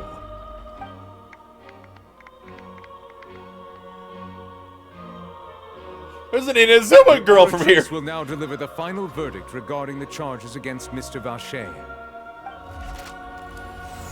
Man, if it says not guilty.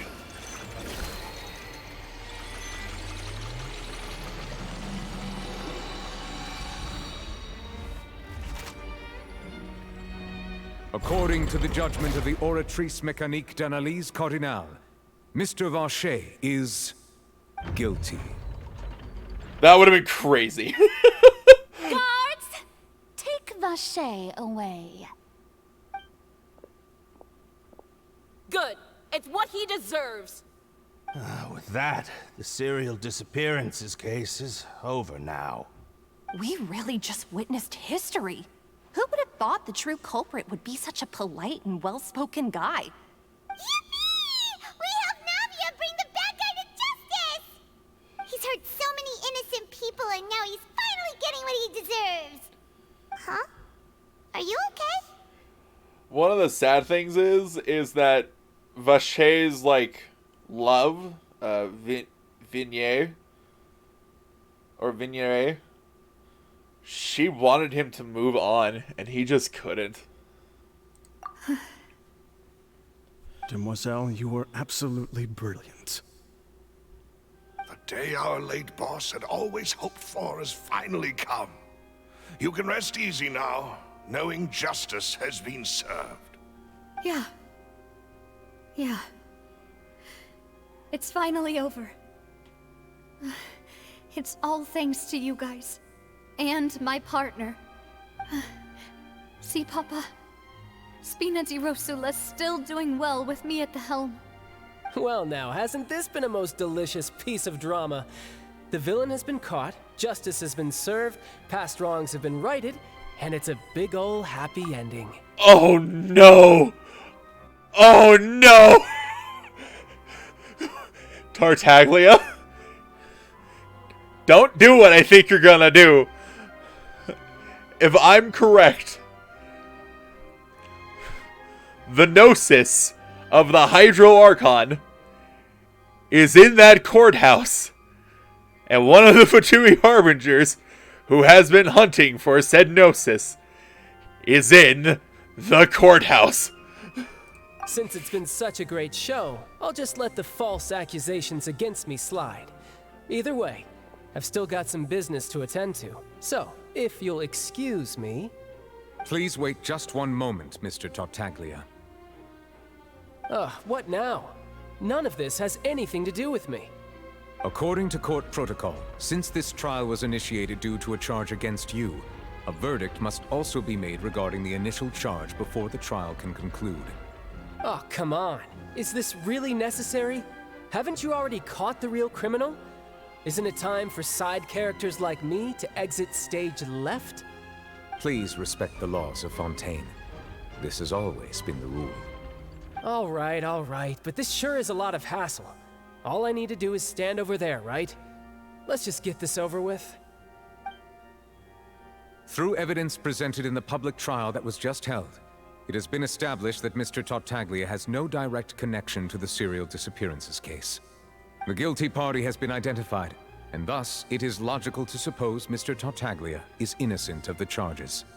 We now turn to the Oratrice Mécanique d'Analyse Cardinale to render the final verdict on the charges.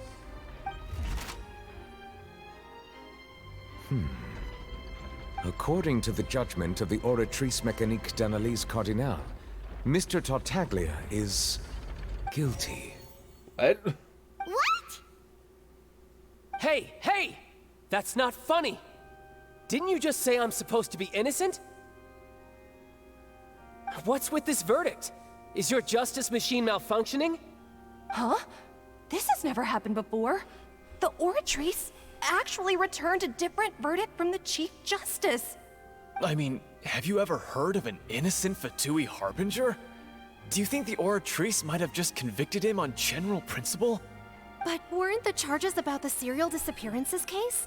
No matter what else he's guilty of, it shouldn't affect the verdict in this case, right? Child has been declared guilty by the Oratrice. Just what is going on here? The judgment of the Oratrice Mécanique d'Analyse Cardinale is, by law, the final verdict of the court. We must accept the guilty verdict. Guards, please take the suspect into custody per court protocol.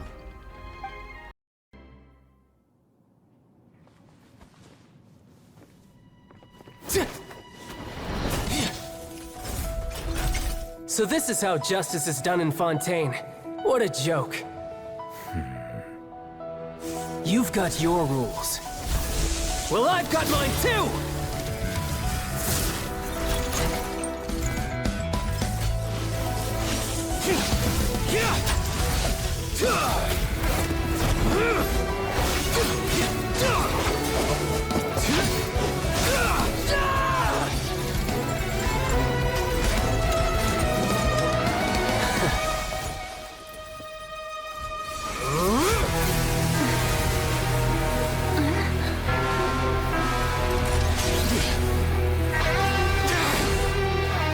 He's activating his spell legacy!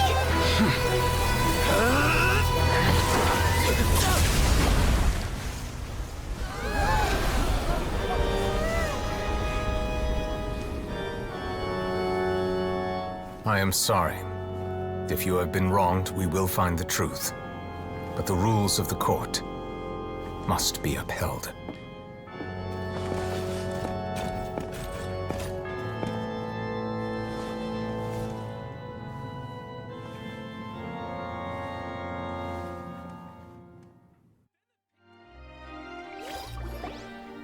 Hey, Monsieur Novelette, what's going on? Shouldn't they have been cleared already? Apologies. This is also the first time I've encountered such a situation. However, according to the rules established at the conception of Fontaine's court system, the Oratrice's judgment is the final verdict of the court. All I do is follow court procedure. As for why the Oratrice arrived at the conclusion it did, you should probably ask someone more knowledgeable than me. If even the Chief Justice doesn't know, then we have no choice but to ask the Archon herself. Why are you looking at me?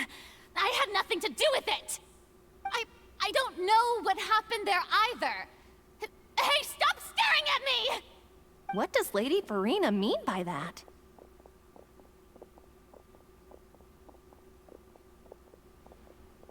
She says she has no idea either? But that's impossible. Didn't she create the Oratrice herself? Oh god!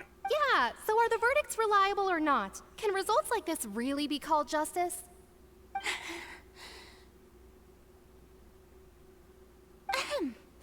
My dearest citizens, did you really think we'd allow an incorrect verdict to be handed out in this court? Did you really believe that the judgment could be mistaken or be the result of some sort of random mishap? Don't tell me you thought even I had been blindsided by the Oratrice's result.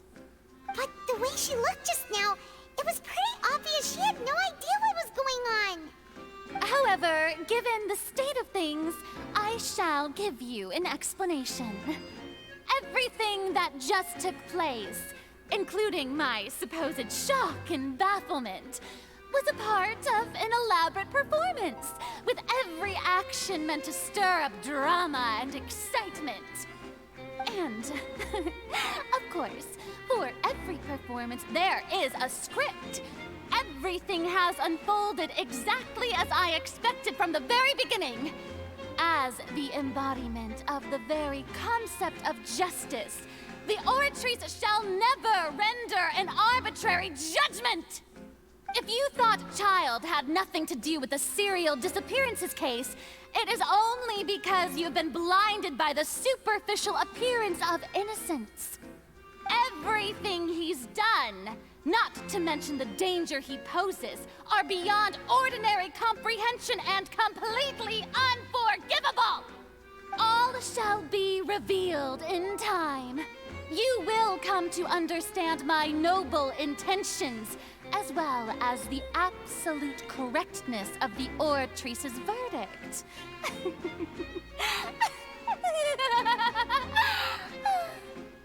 Now, having said that, although I hate to leave things hanging in suspense, it is now time for this performance to end. As the lead actress, I shall be the first to take my leave. Toodaloo! So she chose to make her escape after all, did she? So you're saying we shouldn't put much stock into what she just said? She probably just put on that performance to save face. As for the truth, it's unlikely that she actually has any idea. Way to pull the rug out from under her. However, please be assured that I will continue to investigate this case in a personal capacity. Just as I promised, if the judgment has been incorrect, we will do our utmost to clear his name. All right. Even though we feel pretty badly for him, we'll take your word for it for now. After all, he's done plenty of bad stuff, so he should have known he'd go to prison someday, right?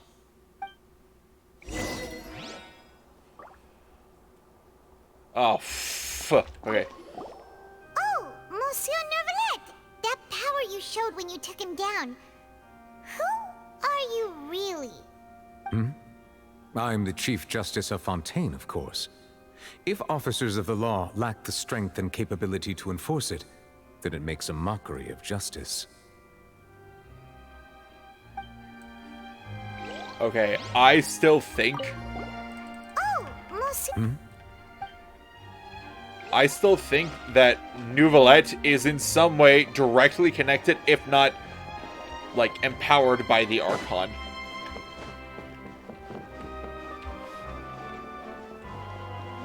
The fact that he took Child down with one hit.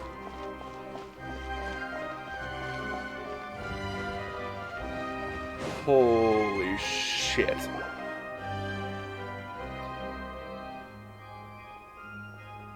Hey, what are you doing? Quick, stop him! Traveler! Hey! Traveler! Marcel! What are you doing over here? Stop resisting arrest! Cease, or we'll add another charge to the list. No, wait! I just want to ask the Traveler something. I'm not looking to run away. Please, please, just let me ask this one small thing. Go on. Thank you. Thank you. I was being led away when I finally realized something. Where did you first hear the name Vache? I erased all records of that name. So, unless... Are you still trying to prove your innocence? Give it up. You've already been convicted. I met her. Really? You did? You're sure? You met her? But how could that be? How did you manage to do it? It was around the Fountain of Lucine. Something to do with my sensitivity to the hydro element. The Fountain of Lucine? Then she's been so close to me all along. And I just never... Please give me a chance to talk to her again. Just let the Traveler take me to the fountain to see her one last time. This is the last request I'll ever make in my life. You can do whatever you want to me afterwards. I don't care. What? Give an inch and you want to take a mile? Do you think serial killers get to make requests like that? Paimon agrees. Why should we give him what he wants when he's only done a ton of super terrible things? This request, is it worth as much to you as your life? Of course! Wait, no. It's worth even more than my life. Humans. Will they betray the instinct to live just to satisfy spiritual needs? The fact that he said humans.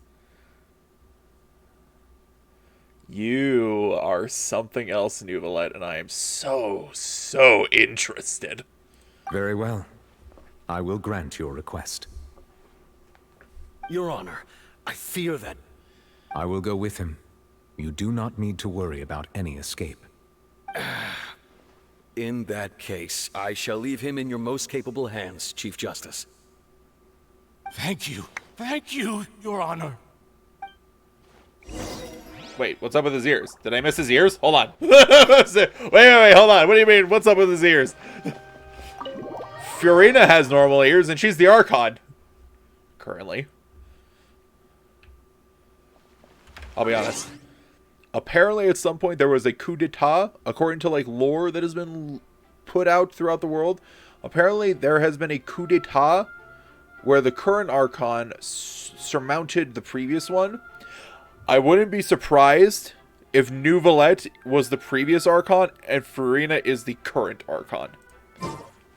Or, they are both not as pointy as clear as he does, but they have a slight point to them.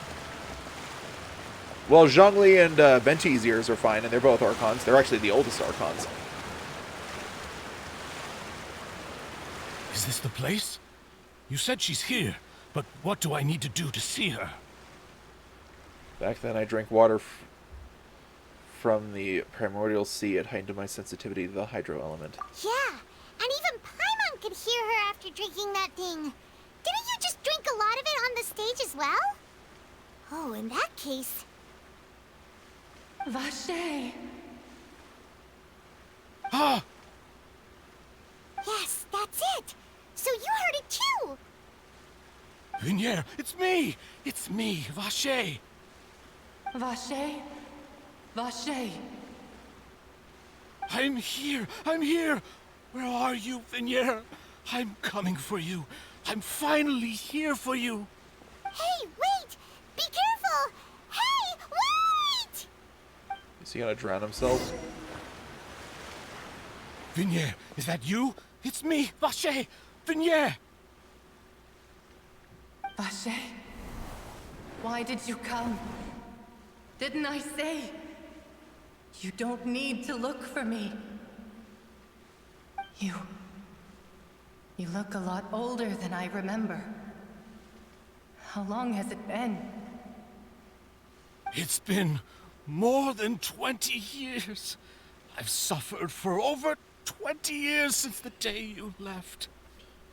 All this time, only the thought of bringing you back has kept me alive. Nothing else mattered to me. I must be dreaming. Who would have thought I'd get the chance to tell you all of my feelings like this? Vignier, you are my everything. I really don't know how I could live without you. But Vache, if you ask me, this world would be better off without you. What the fuck? What do you mean? What are you saying?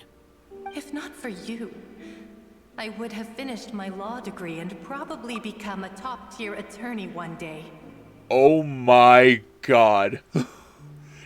It's all of the victims coalesced together.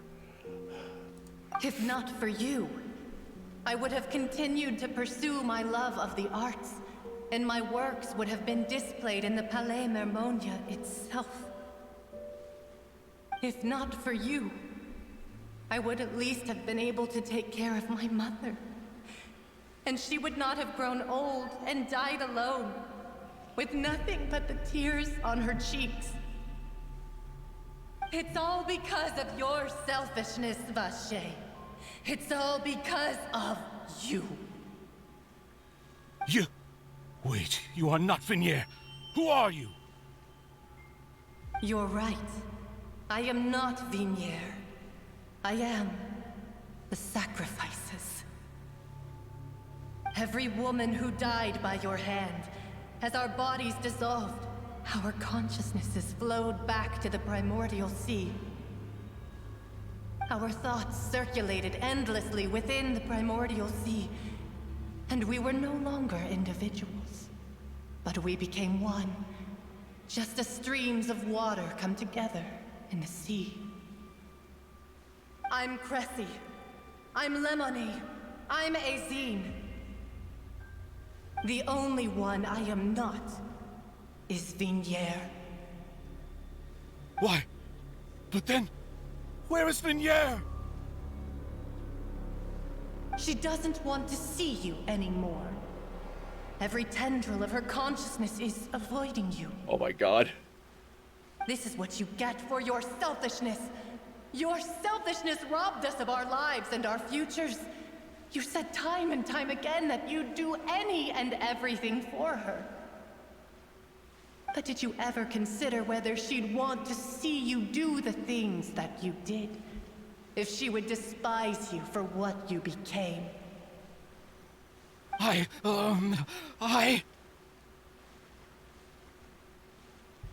You are a liar, a heartless murderer, and a cowardly narcissist. The only thing you are not is Vignier's beloved. From the moment your first victim died and her consciousness merged with Vignier's, she has had nothing but pure hatred for you.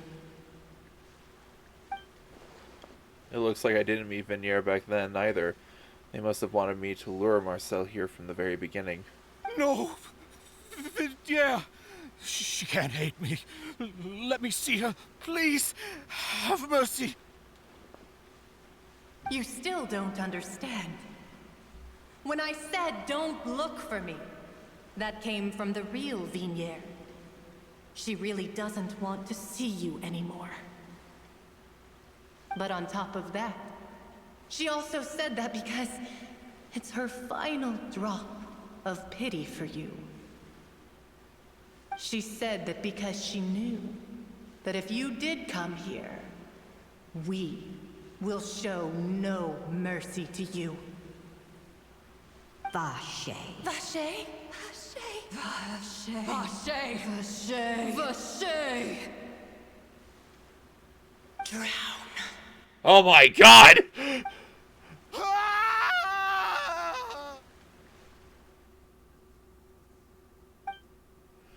Later, the guards find that the culprit of the serial of young women appeared to have lost his soul. However, the final report of physician states that he died of a massive fright several days later. Bro.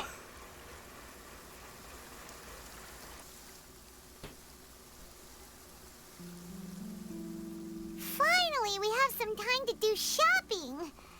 Gosh, it's really been a long time since we've been able to relax. My legs are killing me. Huh. Well met, partner.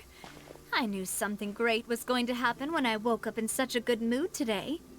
Even this weather can't put a damper on the demoiselle's mood. It's a pleasure to see you both again. Oh, hey, Navia! It's been a few days. Paimon's already started to miss you.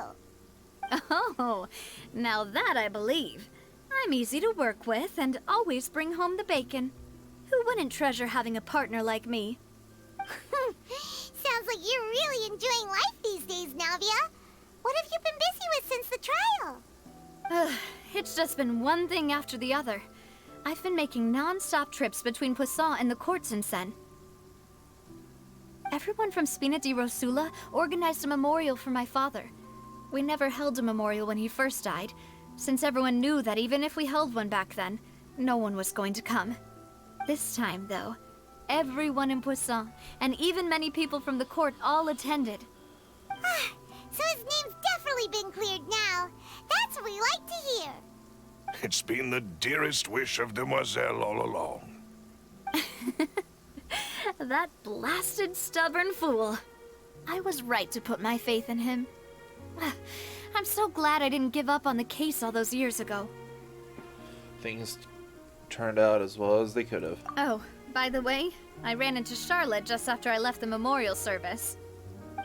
Well, maybe it'd be more accurate to say I knew she would be there, and there was no way she'd just let me go.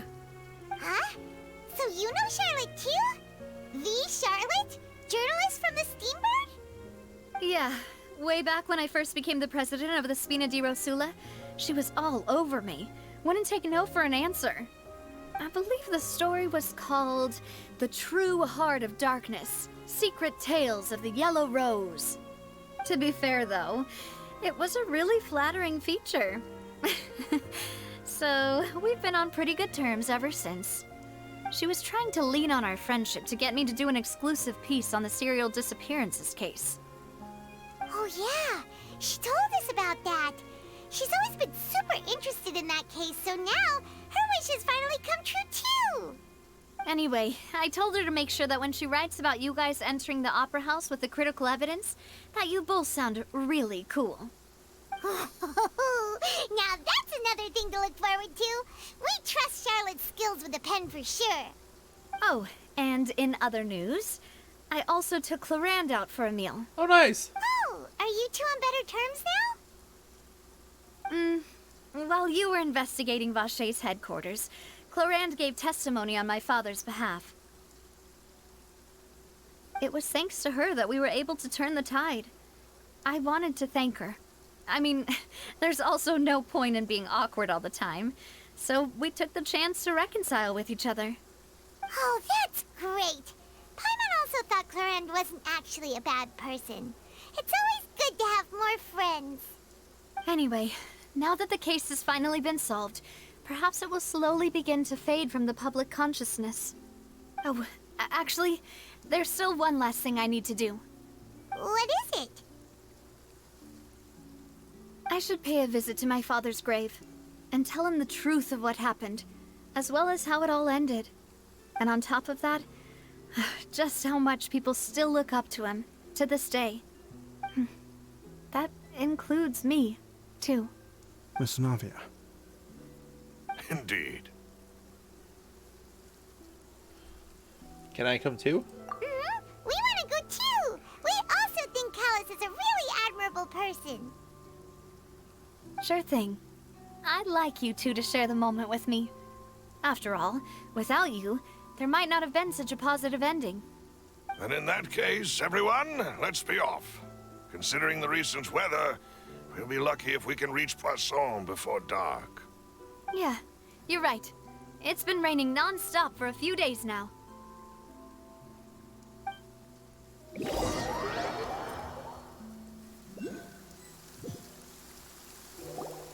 Huh. This is where my father's grave is.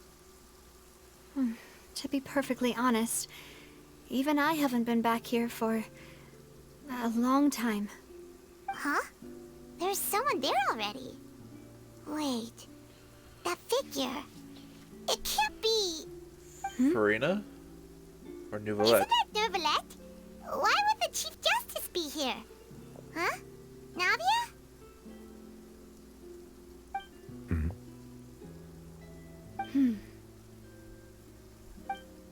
My apologies.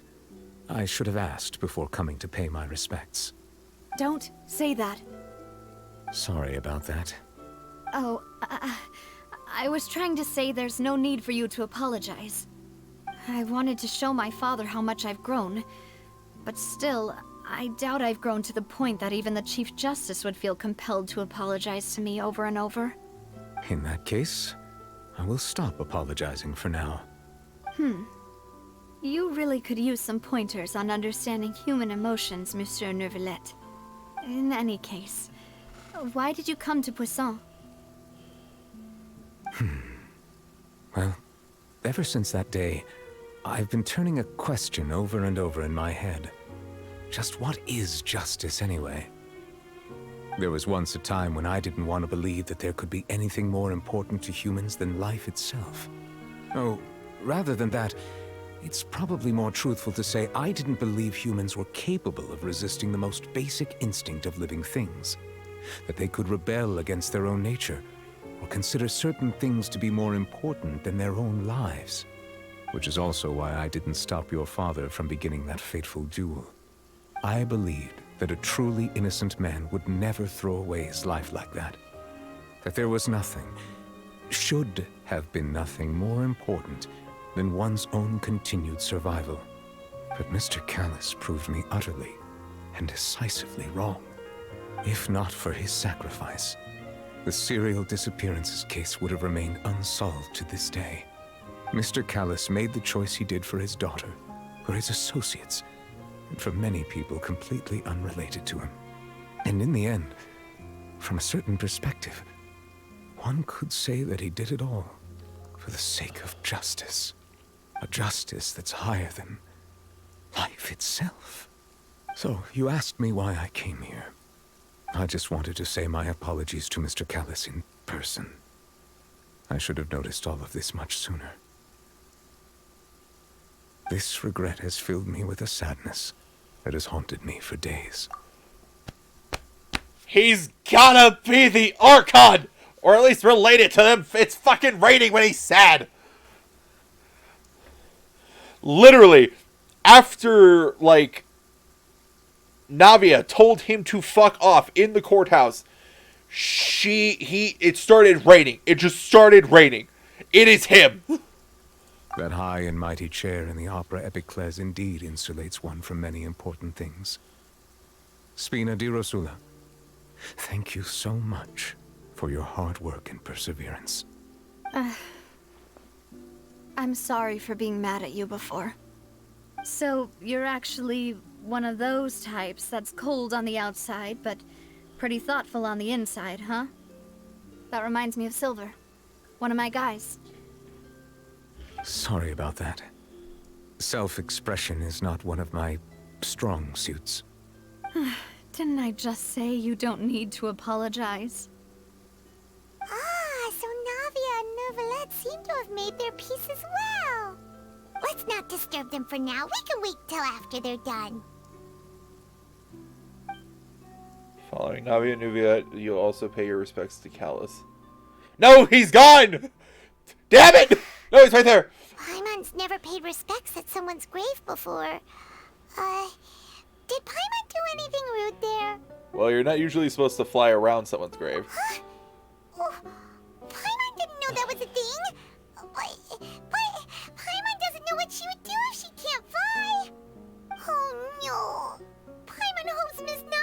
be too mad. Look at her expression. Oh, hold on. Okay. Grab that shit. I'm fucking saving that. That's mine. That's mine now. Get out of here. Anyway, Neuvillette is still standing around there. It's not often that we can catch him alone like this, so why don't we go talk to him for a bit? If we can't talk to Lady Farina, we can at least talk to him, right?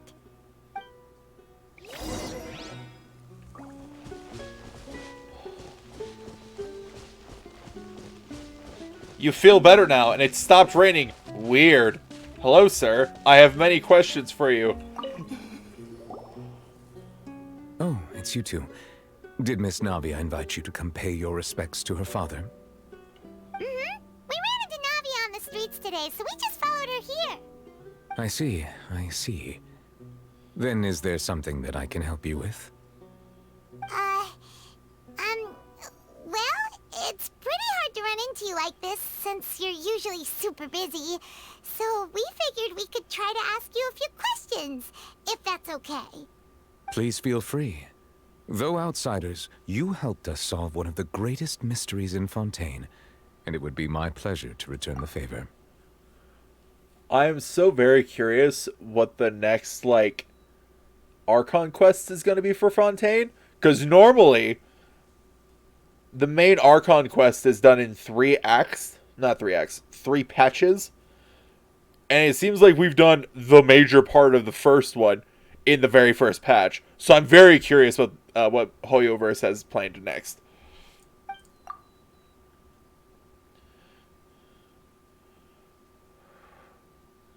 About water from the Primordial Sea.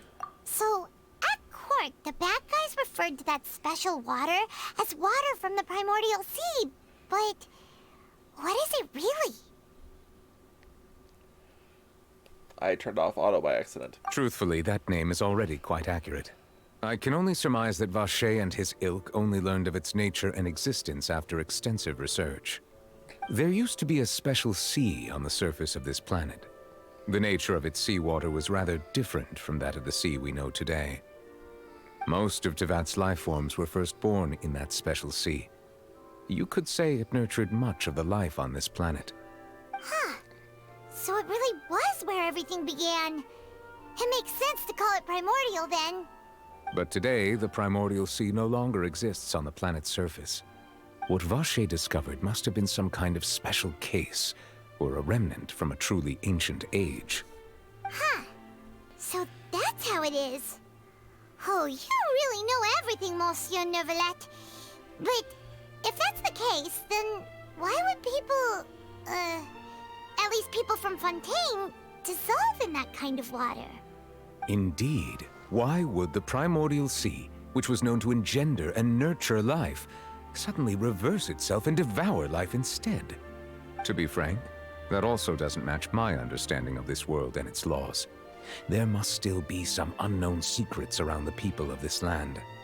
Is there anything else you'd like to ask me about? So many things. You know, about the prophecy that has been circulating around That Fontaine? the sea levels will rise and everyone will be dissolved in water, leaving Farina crying alone on her throne, but the sins of the people will be finally washed away for good. Does that appropriately summarize the version you've heard? Yes. That's right! It was Linny that told us back then. And that about covers all the main points. Yes, up to the present, I think we reached a point where we have no choice but to confront this prophecy directly. Rumors have it that this prophecy is rooted in the last words the former Hydro Archon left to the world before she passed away. The former Hydro Archon left to the world before she passed away. A prophecy? Of the former Hydro Archon? Wow. This is the first time that we've ever heard of it. 2 parts of the prophecy have already proven correct. The rising sea levels and the ability of the people of Fontaine to be dissolved. We should be more vigilant and stay on the watch for further signs. Speaking of the prophecy, Farina has also always taken it quite seriously. Indeed, she has been collecting information and intelligence from across Tevat for this purpose. If the rumors were true, then perhaps this prophecy is the conundrum left to Farina by her predecessor. I wonder now. Hold on. Is that the reason why Fontaine has such high walls? To give it more time due to the rising water levels? What? But with Farina being the way she is, can we really trust her to solve it? Is there anything else you'd like to ask me about? Just brushing that aside. Hold on, wait a minute. At the sea level, does that appropriate? That's right. Yes, up to rumors have it. A prophecy? 2 parts of the Speaking of the prophecy, if the rumors were true. But with Farina being the way she is, can we really trust her to solve it? Is there anything else? Just brushes it aside! My apologies. My investigation has still not reached its conclusion. However, I still believe the judgment of the Oratrice was not rendered arbitrarily. But you also said you thought he was innocent. For many years, I have been quite aware that the Oratrice does not simply mechanically repeat the verdict that I give on each case. As a divinely created mechanism, the people's unified faith in the concept of justice is integrated into it. Not only can it produce the incredible power of indemnitium, but it likely also possesses other traits, such as self-awareness. Which is all to say, I have been prepared for a situation like this for a long time. What? So when Lenny told us that he heard a human voice from the room where the Oratrice's core is stored... I was not aware such a thing had occurred. Perhaps that could serve to prove my conjecture. I will add that to the list of items to investigate. In any case, I am inclined to believe that the Oratrice does have a methodology all its own. We just do not have enough information. Based on Farina's reaction, I doubt even she had any idea what was going on. She managed to bluff her way through it, though, with her time-tested twin tricks of bravado and drama. While we do intend to get to the bottom of this, for now, we regret to say that the Fatui Harbinger will just have to bide his time in the fortress of Meripede. If we did incorrectly convict him of crimes he did not commit, we will most certainly compensate him to the fullest extent allowed by the law. I think more that she will be left in tears on her throne because the country she was supposed to lead and defend has all dissolved away and she did nothing or could do nothing to fix it. If you ask Paimon, the only compensation he'll want is a no-holds-barred fight with you. Is there anything else you'd like to ask me about? Your sibling, another blonde-haired traveler. I'm sorry, but I've never seen anyone who matches that description. If he ever stepped foot in Fontaine, I'm sure he followed our laws to the letter, and had no reason to appear on the stage of the opera Epiclese. Is there anything else you'd like to ask me about? I have no more questions. Very well. It was my honor to provide you with what answers I could. I very much enjoyed conversing with you. It will soon be time for me to leave this blissful tranquility behind and return to Palais Memoria. You really are super busy, Monsieur Neuvillette. Paimon thought you only came here to pay your respects today because you had the day off. Crime and villainy do not have the day off, and so justice must work around the clock as well. This is merely the nature of a justice's work. All right. You've got a point. Huh? Paimon just noticed that the rain has stopped.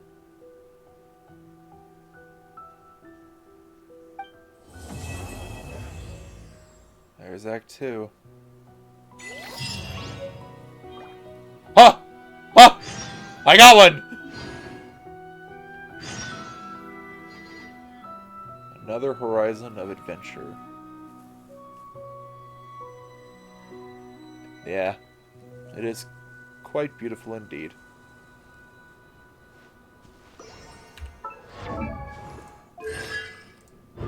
Smelling like...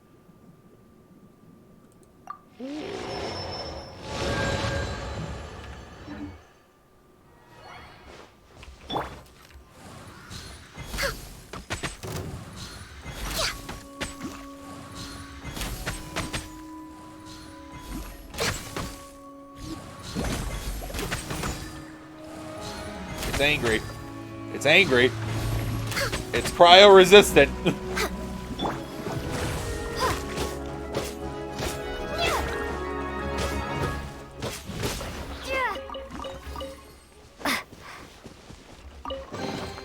Is this an answer from this world?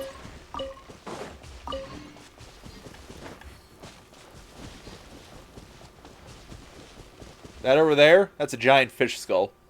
Or monster skull. It's a monster skull, but it's... I mean, look at it! And you got rib cages, ribs or spine vertebrae, something. Big thing. Big. It is on par, if not bigger, than Onibashu. No, it's bigger.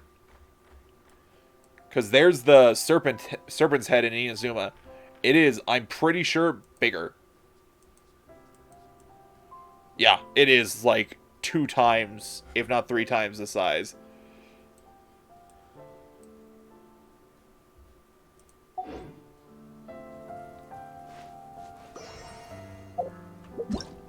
what was the other thing?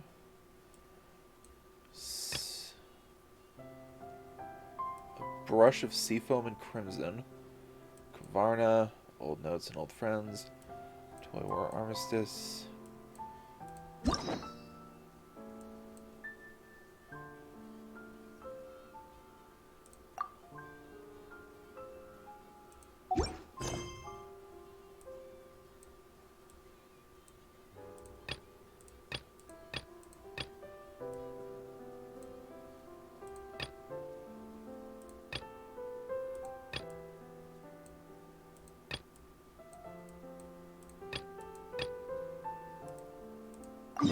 Okay, let's go do this one really quick, just because it is, like... not as... Well, there are some gods that are as big as that we've seen. And they're not technically dead, they're just buried. It's Catherine again. This one must be a puppet too. Perhaps. There shouldn't be another possibility. I'm just taking a look.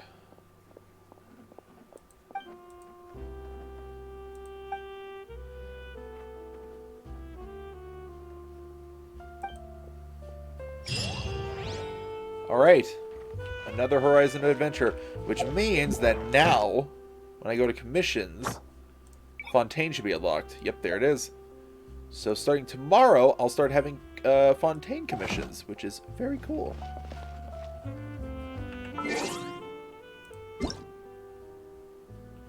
Exercise evil. Oh, it's Chungyun's birthday. Nice. Ah, fuck, man.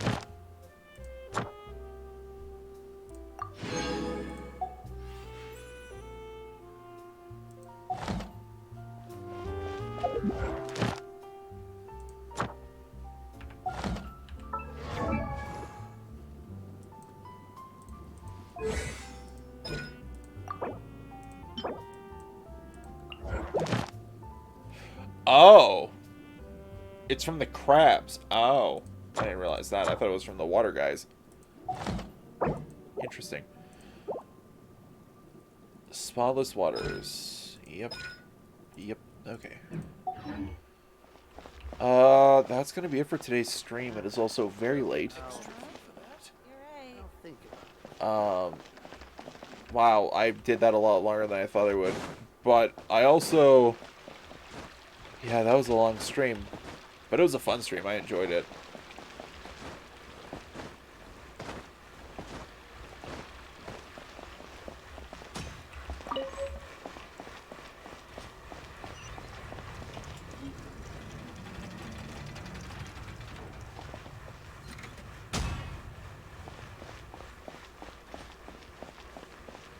Yeah, that's going to be it for today's stream. Alright, YouTube, and that's going to be it for today. Thank you all for watching. Tell me what was your favorite part of the episode. Freaking child. Going like, I'm going to kick everyone's ass in this courthouse since they found me guilty for some unknown reason. And then him getting practically bitch slapped by freaking New Roulette in one go was wild. Secondly, man, Marcel, you done fucked up, and boy howdy, you got what you deserved in the end. And lastly, I kind of like how I went in reverse of what had happened, sort of, but that cutscene of Navia and Clorand going ham on the Gardamex was so cool. Holy shit. Also, thank you, Paimon, for not grabbing the right drink, because if Navia had died there at the dinner table, we could have been implicated, and that would have been utter garbage. And Navia would have also died, which also would have been a lot worse, because we were just like, victory feast, woohoo, woohoo, ah! Anyway. But yeah, tell me what was your favorite moment of the episode. I guess I just ran through 3 of my favorites, or 3 of my, like, standout moments. But yeah, I'd love to hear what you all think, and I hope you all enjoyed. Besides that, I hope you all have a good night and good day wherever you may be, and don't worry about your spot here at the tavern. We'll keep it open for you. Bye, folks, and I'll see you all in the next one.